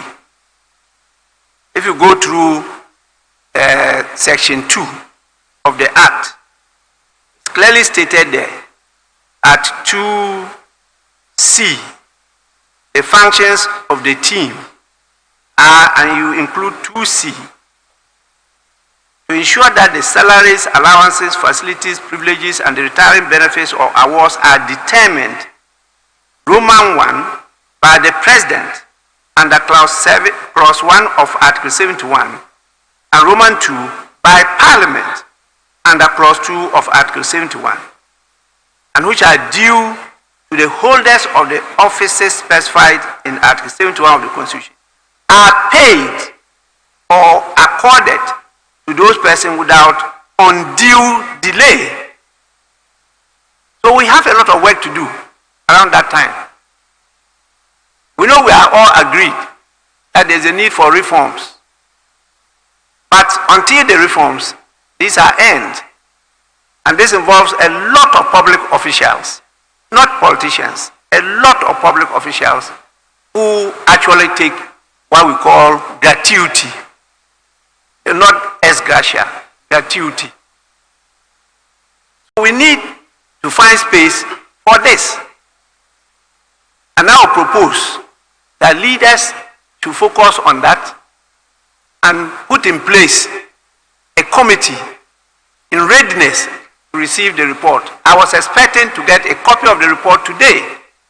Unfortunately, it hasn't yet gotten to the destination. I haven't received anything like that. And so we want this House to have a dedicated committee or to constitute itself in the committee of the whole, so that immediately it arrives, you are able to go into the details and to present a report for the approval of the House. And that deals with the conditions of service for the executive and the judiciary. And so please, members, let's take note of that. We don't have the pleasure of time, and we need to hurry up on these critical matters, finish them before the end of this month, and then we can now pave the way to transit, because the intention is for the next Parliament to be sworn in not just on the 7th, but we are proposing and it is stated in the law, the Presidential Transition Act 2012, that the election of the next speaker be done 2 days to the end of the term of the parliament. And so that you don't have to be doing elections on the 7th of the speaker. It will be like with swearing in of the speaker, who now swear in the members, including the deputy speakers. And that will give a very seamless transition for the House to move to swear in the president on the same day. So that our illustrious luminaries, the guests that we invite from other countries, don't come and spend the whole day waiting for us to banter over who is speaker, elected speaker on the floor of the House. So we are finding space for all this. So we don't have the leisure of time to be going back to consider very substantive, controversial matters. Please, let's have faith in each other and allow the governance as a continuum to lead us to develop our nation. I think this will be my last appeal, and I will not entertain anybody taking us backwards. So please, table office, tomorrow's order paper, make sure that you do the right thing by eliminating all this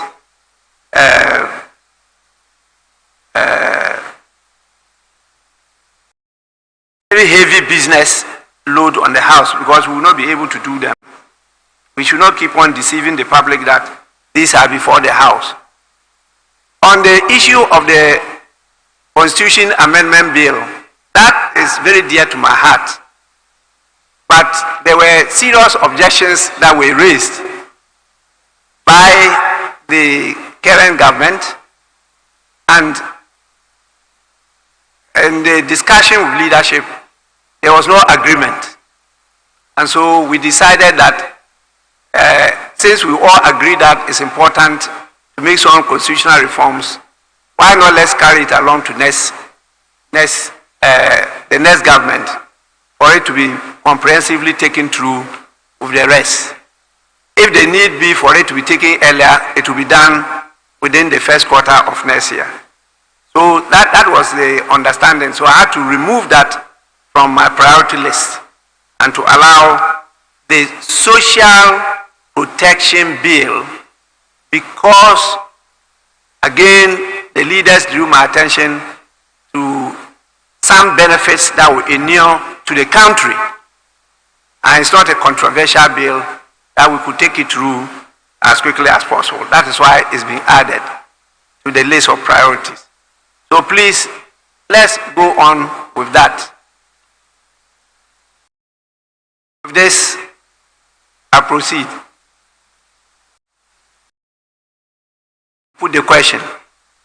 Those in favor of the adoption of the report of the Business Committee as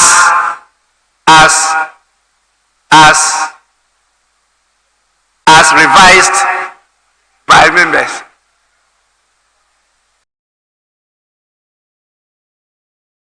Yes, Majority Leader. Mr. Speaker, with respect, we've discussed and expressed opinions. My humble suggestion is that we should adopt the report subject to the issues raised, so that, Mr. Speaker, we come back to the House. I mean, the adoption of the report is not a finality. So, as revised, because we have not given specific amendment to it, and we agreed as a House, and I'm surprised that the Minority Leader coming to the floor to again raise an objection on a matter that by consensus we've agreed. But that is politics, Mr. Speaker. An impression is being created as if these items are new items that have suddenly arisen. It is not the case, but it's okay, I'll raise my case. Majority Leader, it's not fair. You know your colleague Minority Leader is not here, but both of you sat with me on this matter. Yes, and you never agreed. He is not there. Now you got up to say you agreed, and you are trying to talk about at the business committee level. I wasn't present there. The meeting I was present was me and the two of you. You did not even allow your colleagues in leadership to be part of that discussion. And you disagreed. So you don't get up to paint a picture as if he's reneging on something he has agreed to earlier on. That's not fair. Right, Mr. Speaker, I don't want to debate this matter, but Mr. Speaker, we had a business committee meeting, and I have signed a business committee report. Mr. Speaker, for me, if members have new issues to deal with, we can deal with them, but let us adopt the report without any condition, and then we can take other matters up. That's what I want to suggest to the House. Yes, honorable members, do we have to keep on debating this matter? Yes, okay. Speaker, truly, the honorable minority leader, when he got to the business committee meeting, the honorable majority leader was not there. So it is not like the two of them met at the business committee meeting. Leader, clear that. Secondly, the business committee meeting was supposed to be started at 9. The honorable majority leader sent a message that they should send it to 10 a.m. By the time the honorable majority Atuforcing got there, leader, you had convened the meeting and closed the meeting and left. When he got there, he disagreed and wanted the meeting to be reconvened because you misled him with the time. So if you come here and you are now painting him as if he went to the meeting and agreed with you, only to come here and have a change of mind, you are not being fair to him. For Christ's sake, Mr. Speaker, the honorable minority leader Atuforcing was clear at the meeting. He said he wanted clarity. We should select the items to be agreed upon before coming here. And you prevail upon that when he gets here, he can express his opinion. He has come to do same and you are painting him black. So which is which? So clearly, Mr. Speaker, we should go by the path that you are chartering to, and I think it's the best way to go. The expenditure in appropriation, you go and say that, oh, and these people don't want workers to be paid. Let's prioritize that. When we finish that and there's something to be done, that one will be up to us. Honorable Ayarga.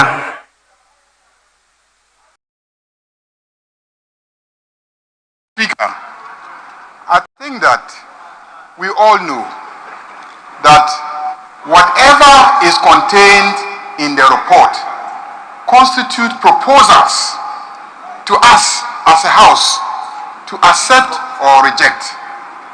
The proposals were made. Indeed, Mr. Speaker, you drew attention to the fact that given the time at our disposal, we will not be able realistically to cover all the items that are being proposed. And you suggested that we prioritize certain items. Members raised issues, rejected some items contained in the proposal.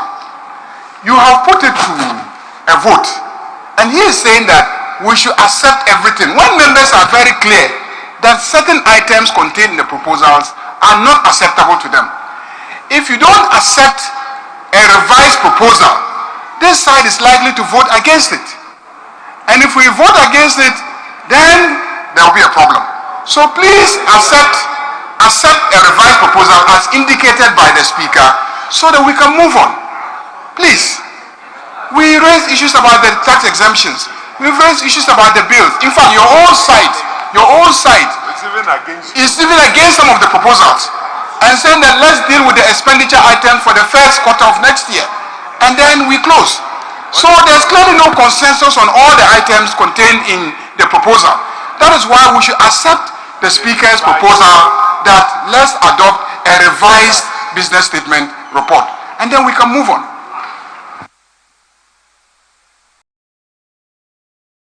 So, Majority Leader, you want me to put the question without the word revised? I'll just put the question. Those who are in favor of the adoption of the report, then they vote. Mr. Speaker. Yes, please. Mr. Speaker, let me make this important point. Then we can draw the curtain on this matter. Mr. Speaker, the practice in a parliament is for government business to be tabled on the floor, views expressed, and a vote taken. Mr. Speaker, these items have been business of government since some have been on the business state or a border paper since 2022. Some have been on the order paper since May. Mr. Speaker, what is their problem? If you say you are opposed to it, so be it. Let us come with the motion. You have your 137. Your 137 will say no. Our 138, if we have it, we vote for it. Two, Mr. Speaker, on the judges, the committee is done with its report. You participated. The report is supposed to be laid. If you are against it, that is your principled position. But you cannot say that government business, because you merely disagree, we should not list it on the order paper, or that it should not be a matter for business committee to consider. We will be setting a bad precedent for democracy. We will be setting a bad precedent for democracy where members will say that because they disagree, they will vote against a business statement to say that we agree for this item to be on the business statement. We don't agree for this. What you do is to wait to express your opinion. And when you express your opinion, if at the end of the day your opinion carries a day, so be it. But Mr. Speaker, what they are introducing is very unknown to our democracy. Very unknown. And I want to accept that. We should not set a bad precedent. Honorable Majority Leader, yes, please resume your seat. Thank you. We have been confronted with these things before. It's not the first time. Go and read the Hansard of 2000. You will come across a similar challenge that faced the House. That time I was chairman of the Committee on Constitutional, Legal and Parliamentary Affairs. His Excellency the President was the ranking member. Go and read it. The same issue of nomination of judges to the Supreme Court came up. There was serious objection by the minority then. And the then government had to drop those nominees. Go and read the Hansard. And the reason that were adduced, led by His Excellency the President at that time, they are there. Don't create the impression that this is the first time such a challenge is facing the House. If there is a need for us to improve upon it, and I believe there is always a need to improve on these things, okay, let's say so, and let's go on it. But I gave you a reason that these matters are so important that we need time to consider them well. If you wanted to always sit till midnight or the next day, I'm available. Luckily, I'm very healthy now. You know, I can sit through. Be prepared. But let's do a good job to make sure that the decisions we take will be to the benefit of Ghana and Ghanaians. That's most important. Not just rush through them and then maybe further aggravate the economic or social situation in the country. That's my worry. We have spent the whole day today not doing much. I don't know what will happen tomorrow. But I'll put the question. If I put the question as you have requested, I'm trying to look at your numbers. Because sometimes I have to save you from embarrassment. I have to look at your numbers and look at their numbers to see whether you are likely to win or lose. You have to adopt the business statement. I have to put the question. To adopt. Yes, go on. We should check the rules. Speaker. Yes. Mr. Speaker, the business committee report has been submitted, and issues have been raised. Some issues have been raised. Some of them legitimate with respect to the time available to the House for doing justice to some of these matters. On the other hand, Mr. Speaker, the matter being raised by the majority leader is also legitimate in the sense that if a paper is to be presented to the House and a decision is taken that no, will not allow you to introduce the paper to the House, it means that technically you are saying that you don't allow government business to come to the House. And that will be a dangerous precedent. I mean, technically. Also, for the Speaker, you're giving a very useful guidance as to going forward, what should be done. So, Speaker, it is useful. However, we must also be careful. Is it the case that a Speaker would say that I will allow this government business, I will not allow this government business? So, even though I see a lot of sense in what the Speaker is doing, we must also look at the technical implications. I think that we have these matters before us. Admittedly, it's not everything that we can deal with. So we adopt the report and we consider those matters that have come before us. We get to first reading is just rising and bowing, but we can't transact business on it. Like the second reading and so on and so forth. Because when you do the first reading, you now have to refer the matter to the appropriate committee to go and consider and report to the House. Do we have the luxury of time? We may not have that luxury of time, which then goes to what direction the Speaker is giving us. That let's look at all these implications. So we become very pragmatic in the consideration of these matters. So I'm saying that time certainly will not allow us to deal with all these before us. I agree. But when it is advertised for a paper to be presented and the indication is that no, we will not allow this paper to be presented, that also has its own connotation, which in my view will not be good for the image of the House. But we must be pragmatic. What can we deal with?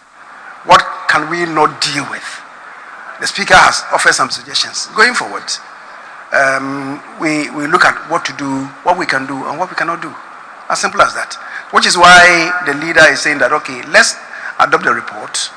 However, we must take into consideration the various suggestions that come from the floor, that have come from the floor. Then we move on. So that is my consideration of the matter. Yes, Honorable Ayaria. Speaker, Mr. Speaker, it is already known to us in this House that this meeting took place without the participation of our leader. That became obvious when Honorable Ahmed took the floor. He indicated that our side did not participate because they were misled regarding the timing of the meeting. This is a very serious matter.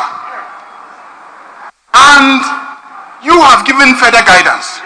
Indeed, I think that the proper thing to do is to adjourn and direct them to go and meet again tomorrow morning.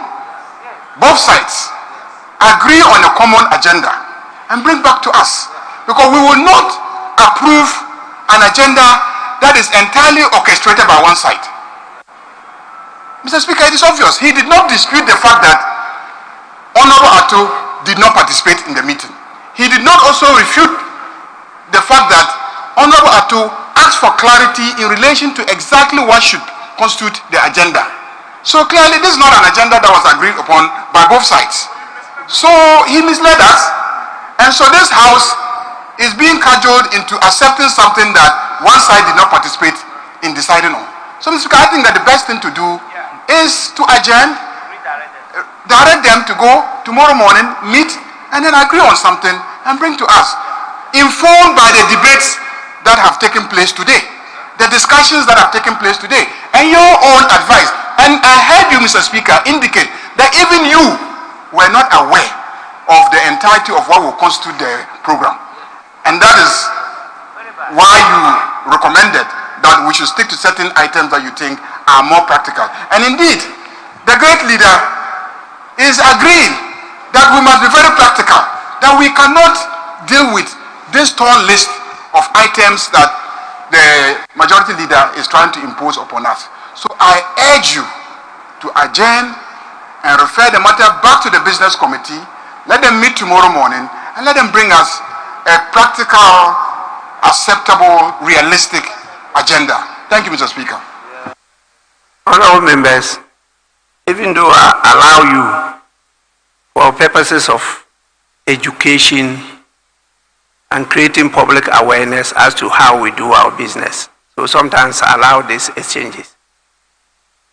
It's important for us to note that the speakers listen to both sides of the House. And the information at the disposal of the speaker also includes the technical staff. Because the clerk is the principal advisor to the speaker on practice and procedure of the House. Apart from that, there are other authorities that get in touch with the speaker.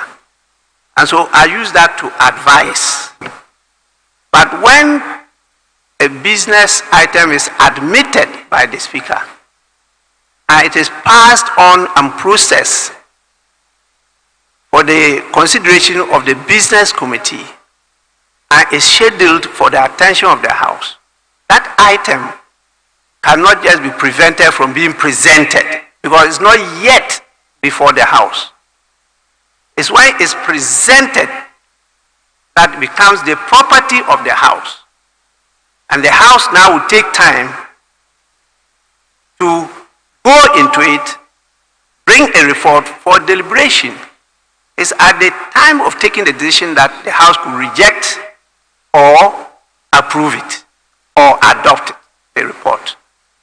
When I talked about the adoption of the business committee report, I did that because I'm aware that when I say it's so adopted, a member could challenge this, to use the general word, ruling. And that meant that we have to put it to a vote. And so in doing these things, that's why I was drawing your attention to the fact that I have to look at the numbers on the floor, on both sides of the House. And sometimes, as Speaker, when you think that this matter is in the interest of the nation, and you want it to go through, but you see that if you put the question, it's likely to be rejected because those against it are more than those for it, then you apply the other rules. And so sometimes I'm drawing your attention to the fact that yes, you are majority leader, you are in charge of government business, but don't imperil government business. And more so, having sat on that chair for many years, I'm aware always as a leader, you have to go back because you need the support of those in the opposition to be able to carry on government business. And so if you recall, you are not too old in the House, but at least you are not also young. There are a number of times even I allowed during my tenure the opposition members to lead the business, to carry it through. It's very, very important.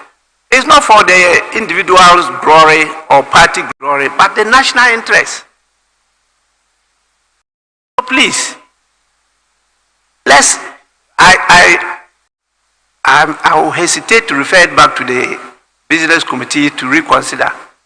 I thought the guidance had been given, and I was proceeding because all the important items have been stated, telling the table office to put across in the order paper for tomorrow's consideration. But if you as leader of government business insist that we should see carry on with all, well, it's for you. Because I didn't only talk about even the challenge of time, I also talk about the season. And I'm aware that a number of your own members will not be showing up. I'm very sure about that. You can contest me on it. But I'm very sure they will not be showing up for the business of the House. Anyway, you have the last. Mr. Speaker, the business committee meeting wasn't a one-sided meeting. Members of the NDC minority were part of the meeting, for the records. I have not misled the House into believing that the report was consensus. This report was consensus. We arrived at the items by consensus. 3, the time agreed was 10 a.m. and it is a clerk to the committee that advertised it on our platform. It was not my time of choosing where I hurriedly convened a meeting without my other colleagues. But I agree that when the meeting had closed and Dr. Forsen had come in, he had expressed his own views about some of the items, which views he expressed before you at the pre-sitting deliberations. So, Mr. Speaker, I wasn't saying anything different. My worry is about the precedents we are setting on this matter. That the matter contained in the proposal should come before us.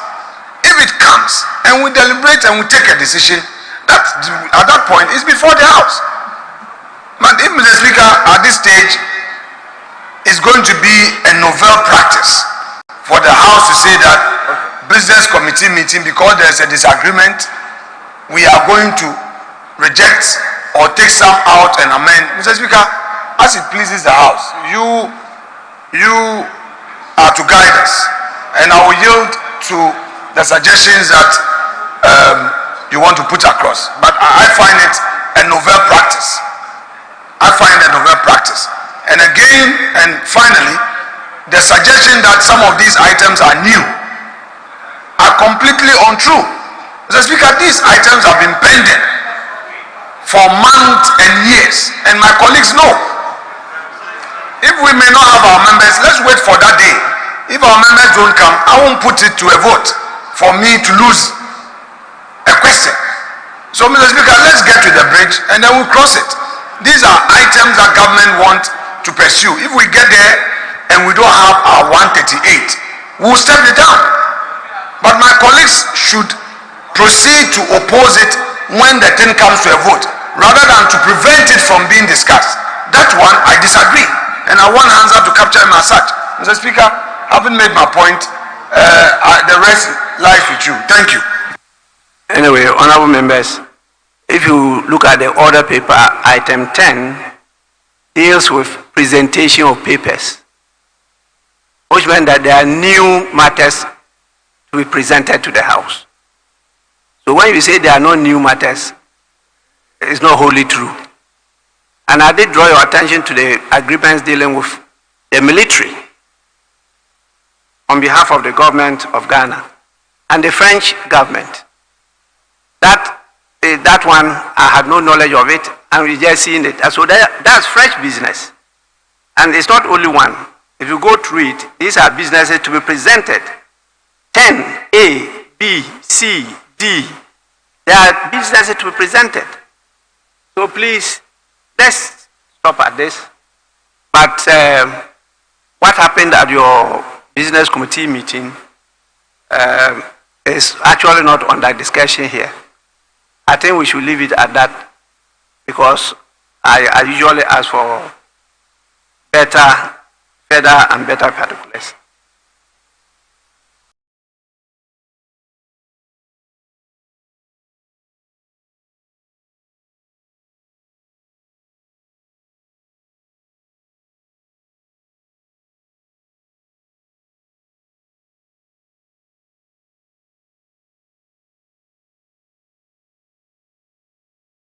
Yes, please, Deputy Minority Whip.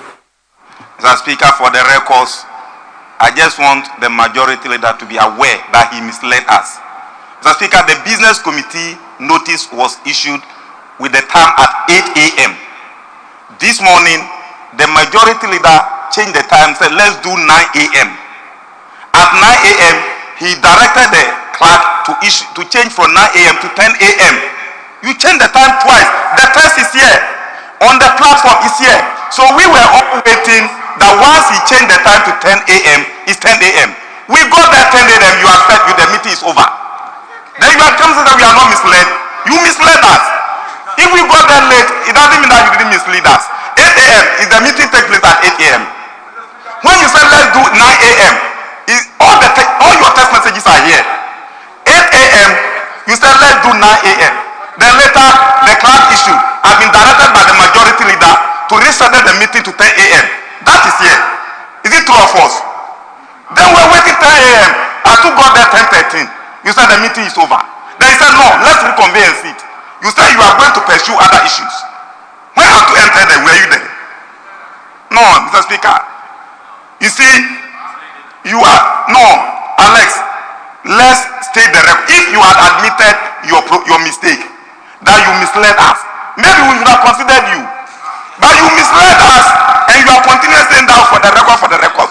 Now you are proving to me that it was deliberate. Oh, let's beat them by the time. And take everything to the floor. Ask your deputy. When I questioned her, she said, oh, let's go to the floor so that you raise your issues here. Then he has come to do say, and you are saying that no, he shouldn't do that. Speaker, with respect, the minority leader indicated the reason for the time change was that he said you had a caucus meeting. Mr. Speaker, it was at the instance of your leader. Please don't let's go there. The 8 to 9, 9 to 10 was because he indicated you guys had a caucus meeting. And I yielded. You may recall that on the same platform, we were to have the meeting last week. And Honorable Kwame Agboja, the chief whip, requested that we do it today. And I again yielded. It was not because I wanted to be, I got consensus with you. When there are some small errors, then you want to blow it out of proportion. Honorable Ahmed, we were supposed to have this meeting on Friday. You said you wanted it today. I immediately agreed. Your side requested for a change in time. I agreed. They requested for it again. I agreed. And then when we started the meeting, some of your members were there. And we started. So let's not go there. The point I've made is that if you have strong views, let it get to the stage where you can reject or otherwise. But to say that it shouldn't come at all, it's not acceptable. That's the point I've made. But I agree with Mr. Speaker that indeed I erred by saying that all the items have been on the business statement for some time. Some are indeed new. And that I concede on the correction made to my earlier submission by Mr. Speaker. I concede on that. Mr. Speaker, I believe we can make progress. Honorable members, the evidence at my disposal is that initially the meeting was scheduled for 8 a.m. And then both sides came with the fact that they have to have caucus meetings. So it was shifted to 9. At 9, the information was that they hadn't completed the meetings, so it was shifted to 10. That is the information at my disposal. And so this is what happened, which led to the change of time. We have gone past that. We are looking at the reality. It's a reality challenge. And so we will please keep what we have now, but we will do what we can do. I will guard against decisions that could work against the interests of the nation. And therefore, there are some items that I will not want to endanger in a deliberation now. And so my advice will be for us to take that and let the incoming government come to consider it. That will be my advice. Because if you consider it now and maybe it's rejected or you bastardize it, we may not have the opportunity to reevaluate it and maybe take a better decision on it. So please, honorable members, let's end it here and then proceed to other items. I see the very senior veteran member of parliament, Honorable Cletus Avoka. Yes, thank you, Mr. Speaker.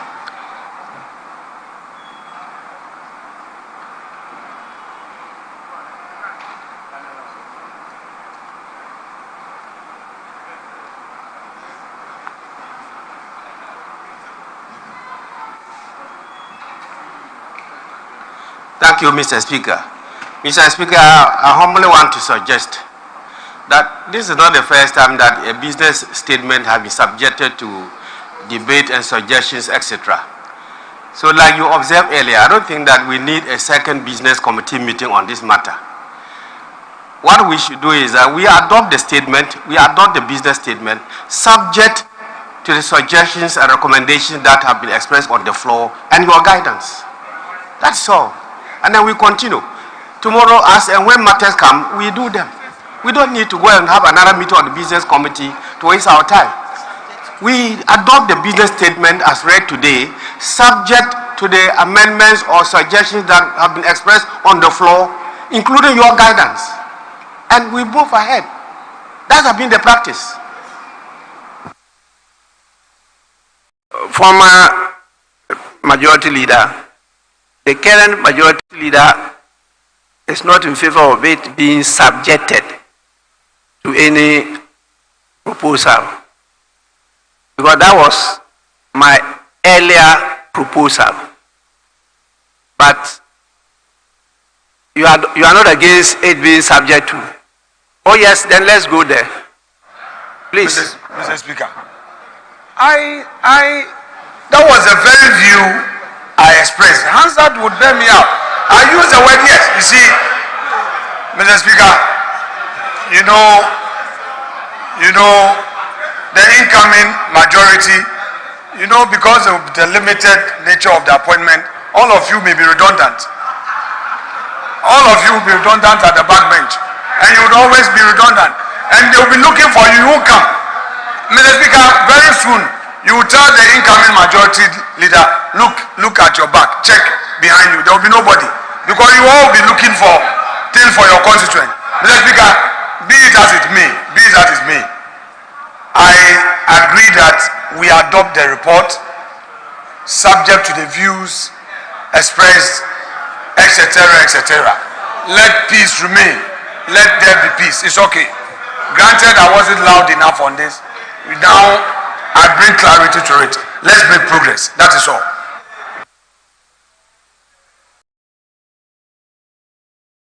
Yes, honorable members, do we need to debate this again? Yes, please. Mr. Speaker, we don't need to debate this.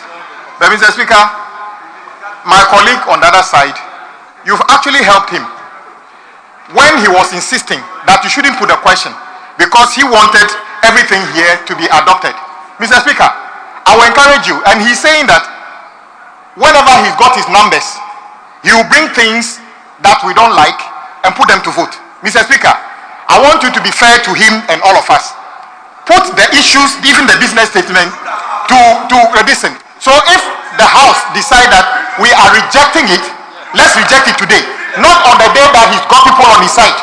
So, Mr. Speaker, I entreat you, put the issue to a vote, so that let us reject it, for him to know that we are opposed to the attempt to grant tax waivers worth 300 million, which have been opposed for 2 years. Mr. Speaker, put the question. Don't even give him the opportunity, because you were speaking to him in parable when you said to him that sometimes you protect him by asking him to look at his back. By looking at his back. Mr. Speaker, what happens the day that the people of my back are not enough and his are more? Then he will try to take the judges, take that. Would that be fair on that day? Mr. Speaker, would that be fair on that day? Mr. Speaker, put a question so that we reject the business statement today, so that we can go and do a proper business committee meeting and agree on what is put on the business statement coming from the majority of the people on the business statement. That will be a fairer way of doing it instead of protecting him because he has, almost scanty back there, just like the votes they got, so that we who are in the majority will be in a disadvantage. This is the true nature of who you are. This is why the Ghanaians gave you a vote to commensurate with the numbers you have. Yet you said you haven't learned any lessons. You haven't learned any lessons. You are still walking like this. Talking now, you cannot tell us we are government. Look at the size of the government. Is this a government? Is this a government? This is less than the district assembly size of everything. Mr. Speaker, very soon it will get to his turn. That disease that is making us suffer today, I give you 6 months. You will go through the same process. But Mr. Speaker, don't worry. The rules book we have, the standing orders. I don't want to ask you to look into your books, your standing orders. But I want to tell you that there is no way that a business statement is required to be subjected to a vote. Read for me, read. Let's pass this. Read it, read. You quote me a rule that requires that a business statement. Go and read the old rules and this one. Read the old rules. Mr. Abuja, read. You see, you are aspiring to be a new majority leader. Behave yourself. Don't behave yourself. Don't act as if you are still in minority. You claim you are a majority. Behave like somebody who is in majority. What's wrong with you? Read where you can find in the books. To tell us, how do you adopt something in Parliament without taking a vote? Tell me which rule tells you how to adopt. Can Mr. Speaker just decide that the House has adopted without members? Tell me. Consensus. So there's no consensus here today. We don't have a consensus. So tell me which rule you are using. There's no consensus.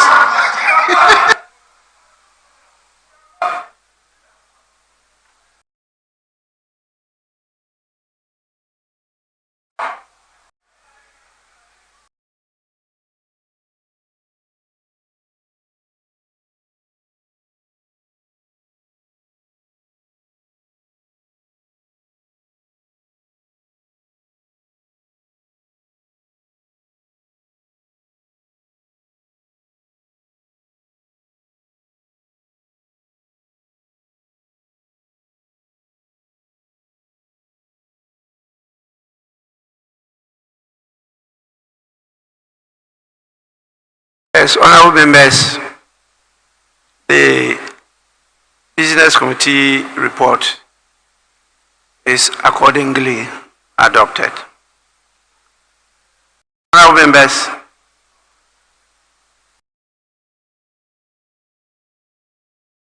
I use the word accordingly, subjected to.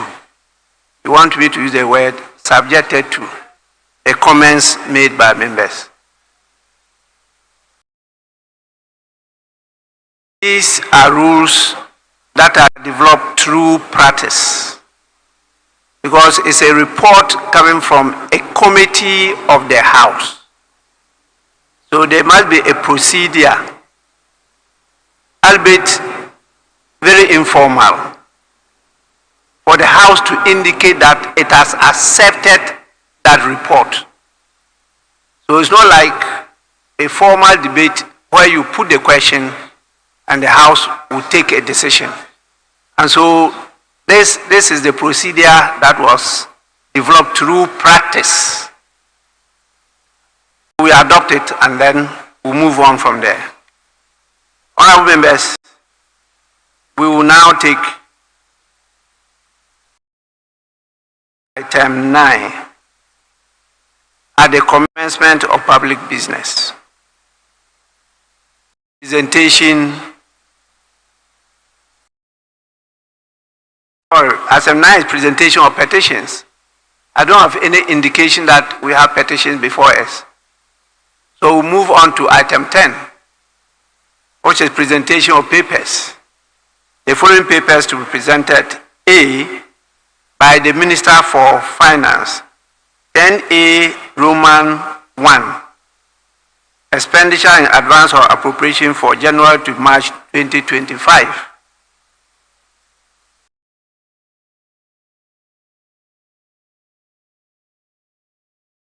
It's not ready. It's not ready.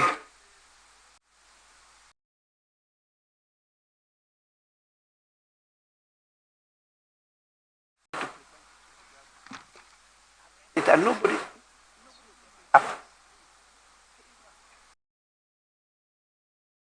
Yes, Honorable S.H.A. Mensabons, you want to present that paper?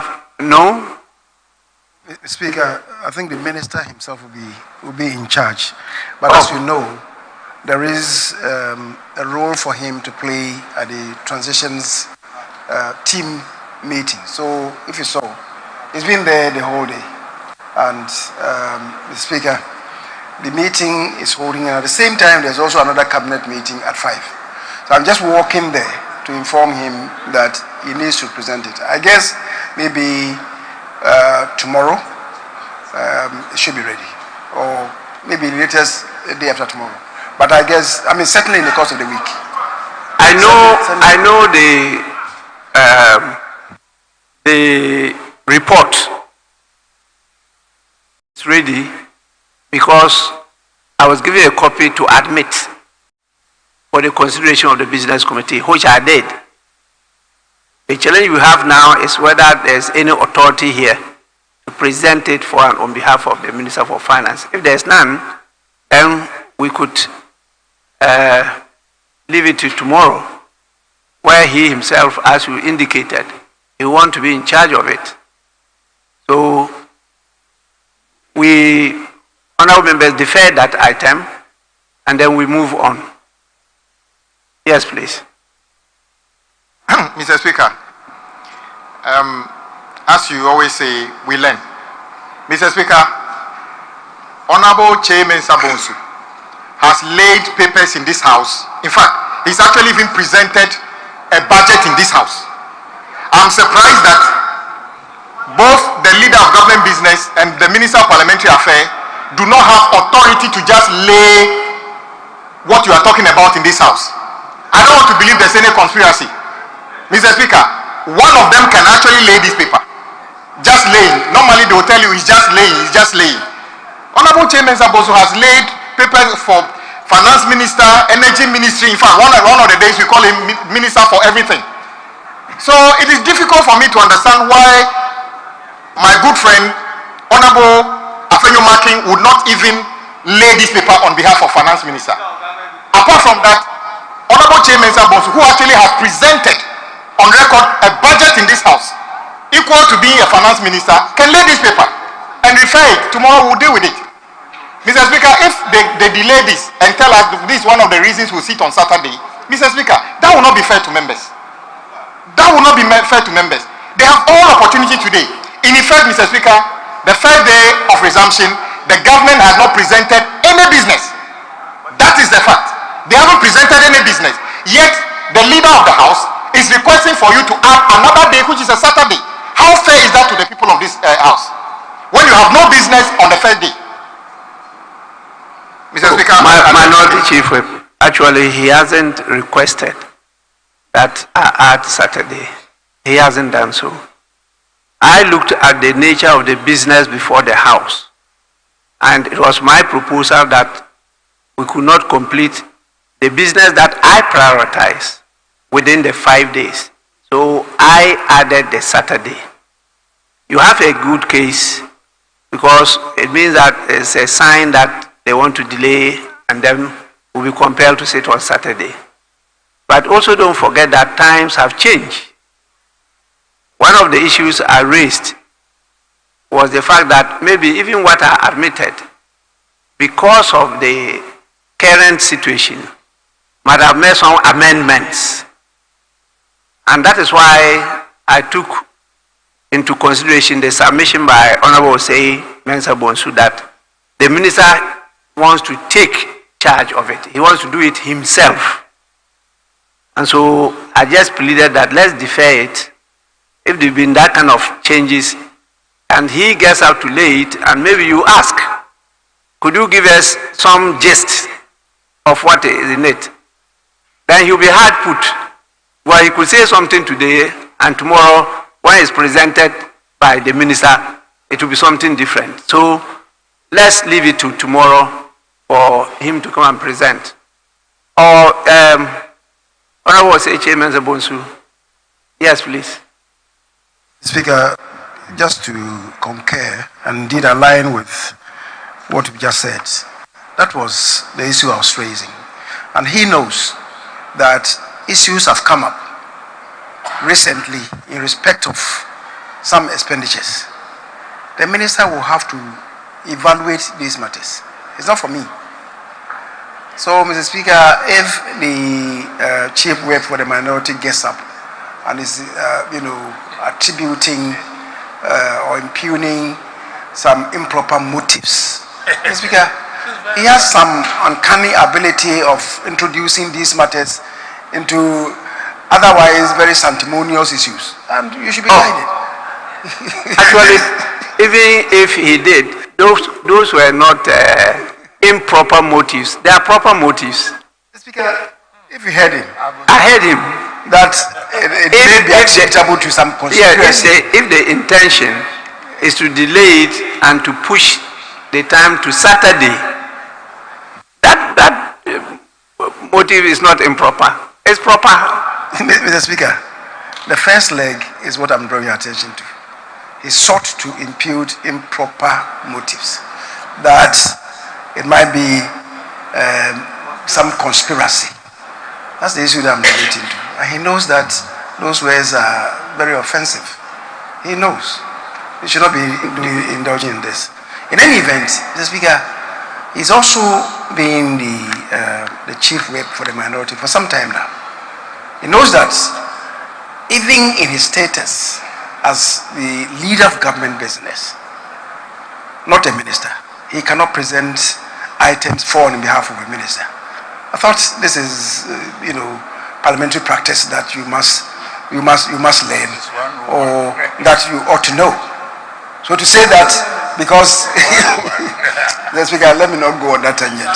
I'll forgive him for his trespasses.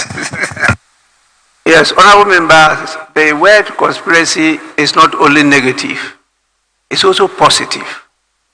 You can conspire to commit a crime. You can also conspire to prevent the commission of a crime. So we should not always look at it like how many of you do. You think that when they say you belong to a tribe, it's negative. No, those are the building blocks of society, and they are positive. So if they say you are being tribalistic, it doesn't mean it's a negative connotation. I don't ascribe to that view.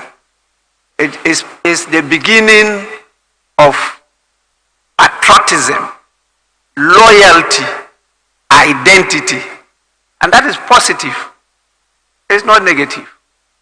Yes, please. Mr. Speaker, I just want to move that we bring proceedings to an end, to go and come with renewed strength tomorrow morning. Mr. Speaker, the day is far spent and much has been discussed, even though a decision has not been taken. I knew that the Minister for Finance would not be here to present this expenditure in advance today. I knew. And Mr. Speaker, it is for this reason that when appointments are being made, proper due diligence must be made. If the minister is engaged, what about the parliamentary candidate for Dwabusu, the Deputy Minister for Finance, who was given that position to go and contest in Dwabusu and lost? Now that he's lost, he can come and be holding the fort for the minister. The Speaker, our friends were here. When those appointments, if those appointments had been given to my good friend like Anyimadu, he would have started the motion early. The Speaker, even my good friend, Honorable Collison, could have proceeded with business. But you go and give the positions to parliamentary candidates just to win votes. Now they have lost and they have no interest. See where we are. The Speaker, I move that we bring position to our end. I so do.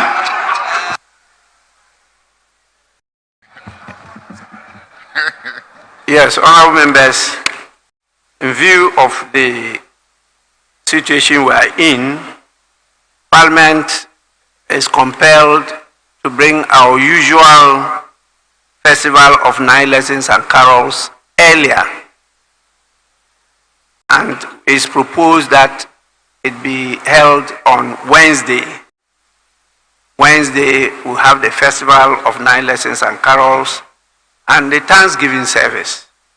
As you know, it's usually in the presence of Parliament, and the usual time is 6 p.m. We have invited all the dignitaries.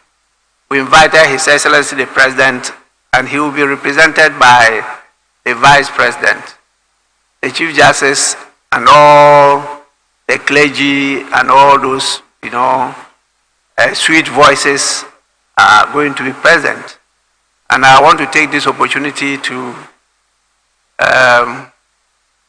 urge all of you to make it a point to attend, to thank God for His mercies and blessings, for seeing us through another very successful democratic elections, and particularly the Parliament of Ghana. You know how we have struggled to manage this hung Parliament for 4 years now. We're coming to an end, and we need to show gratitude to the Almighty God for how far He's brought us. So please, honorable members, make it a point to attend. Those who are not available, kindly inform them and make sure that we are seen to be together. With this, the motion is moved for adjournment. Any seconder? Mr. Speaker, I rise to second the motion. Motion moved and seconded for the consideration of the House. Being a motion for adjournment, I put the question. Those in favor say aye. Those in favor say aye. Those against say no. The ayes have it. Honorable members, I will proceed to adjourn the House, and the House is adjourned tomorrow, Tuesday, the 17th of December 2024 at 10 in the forenoon. The House is adjourned.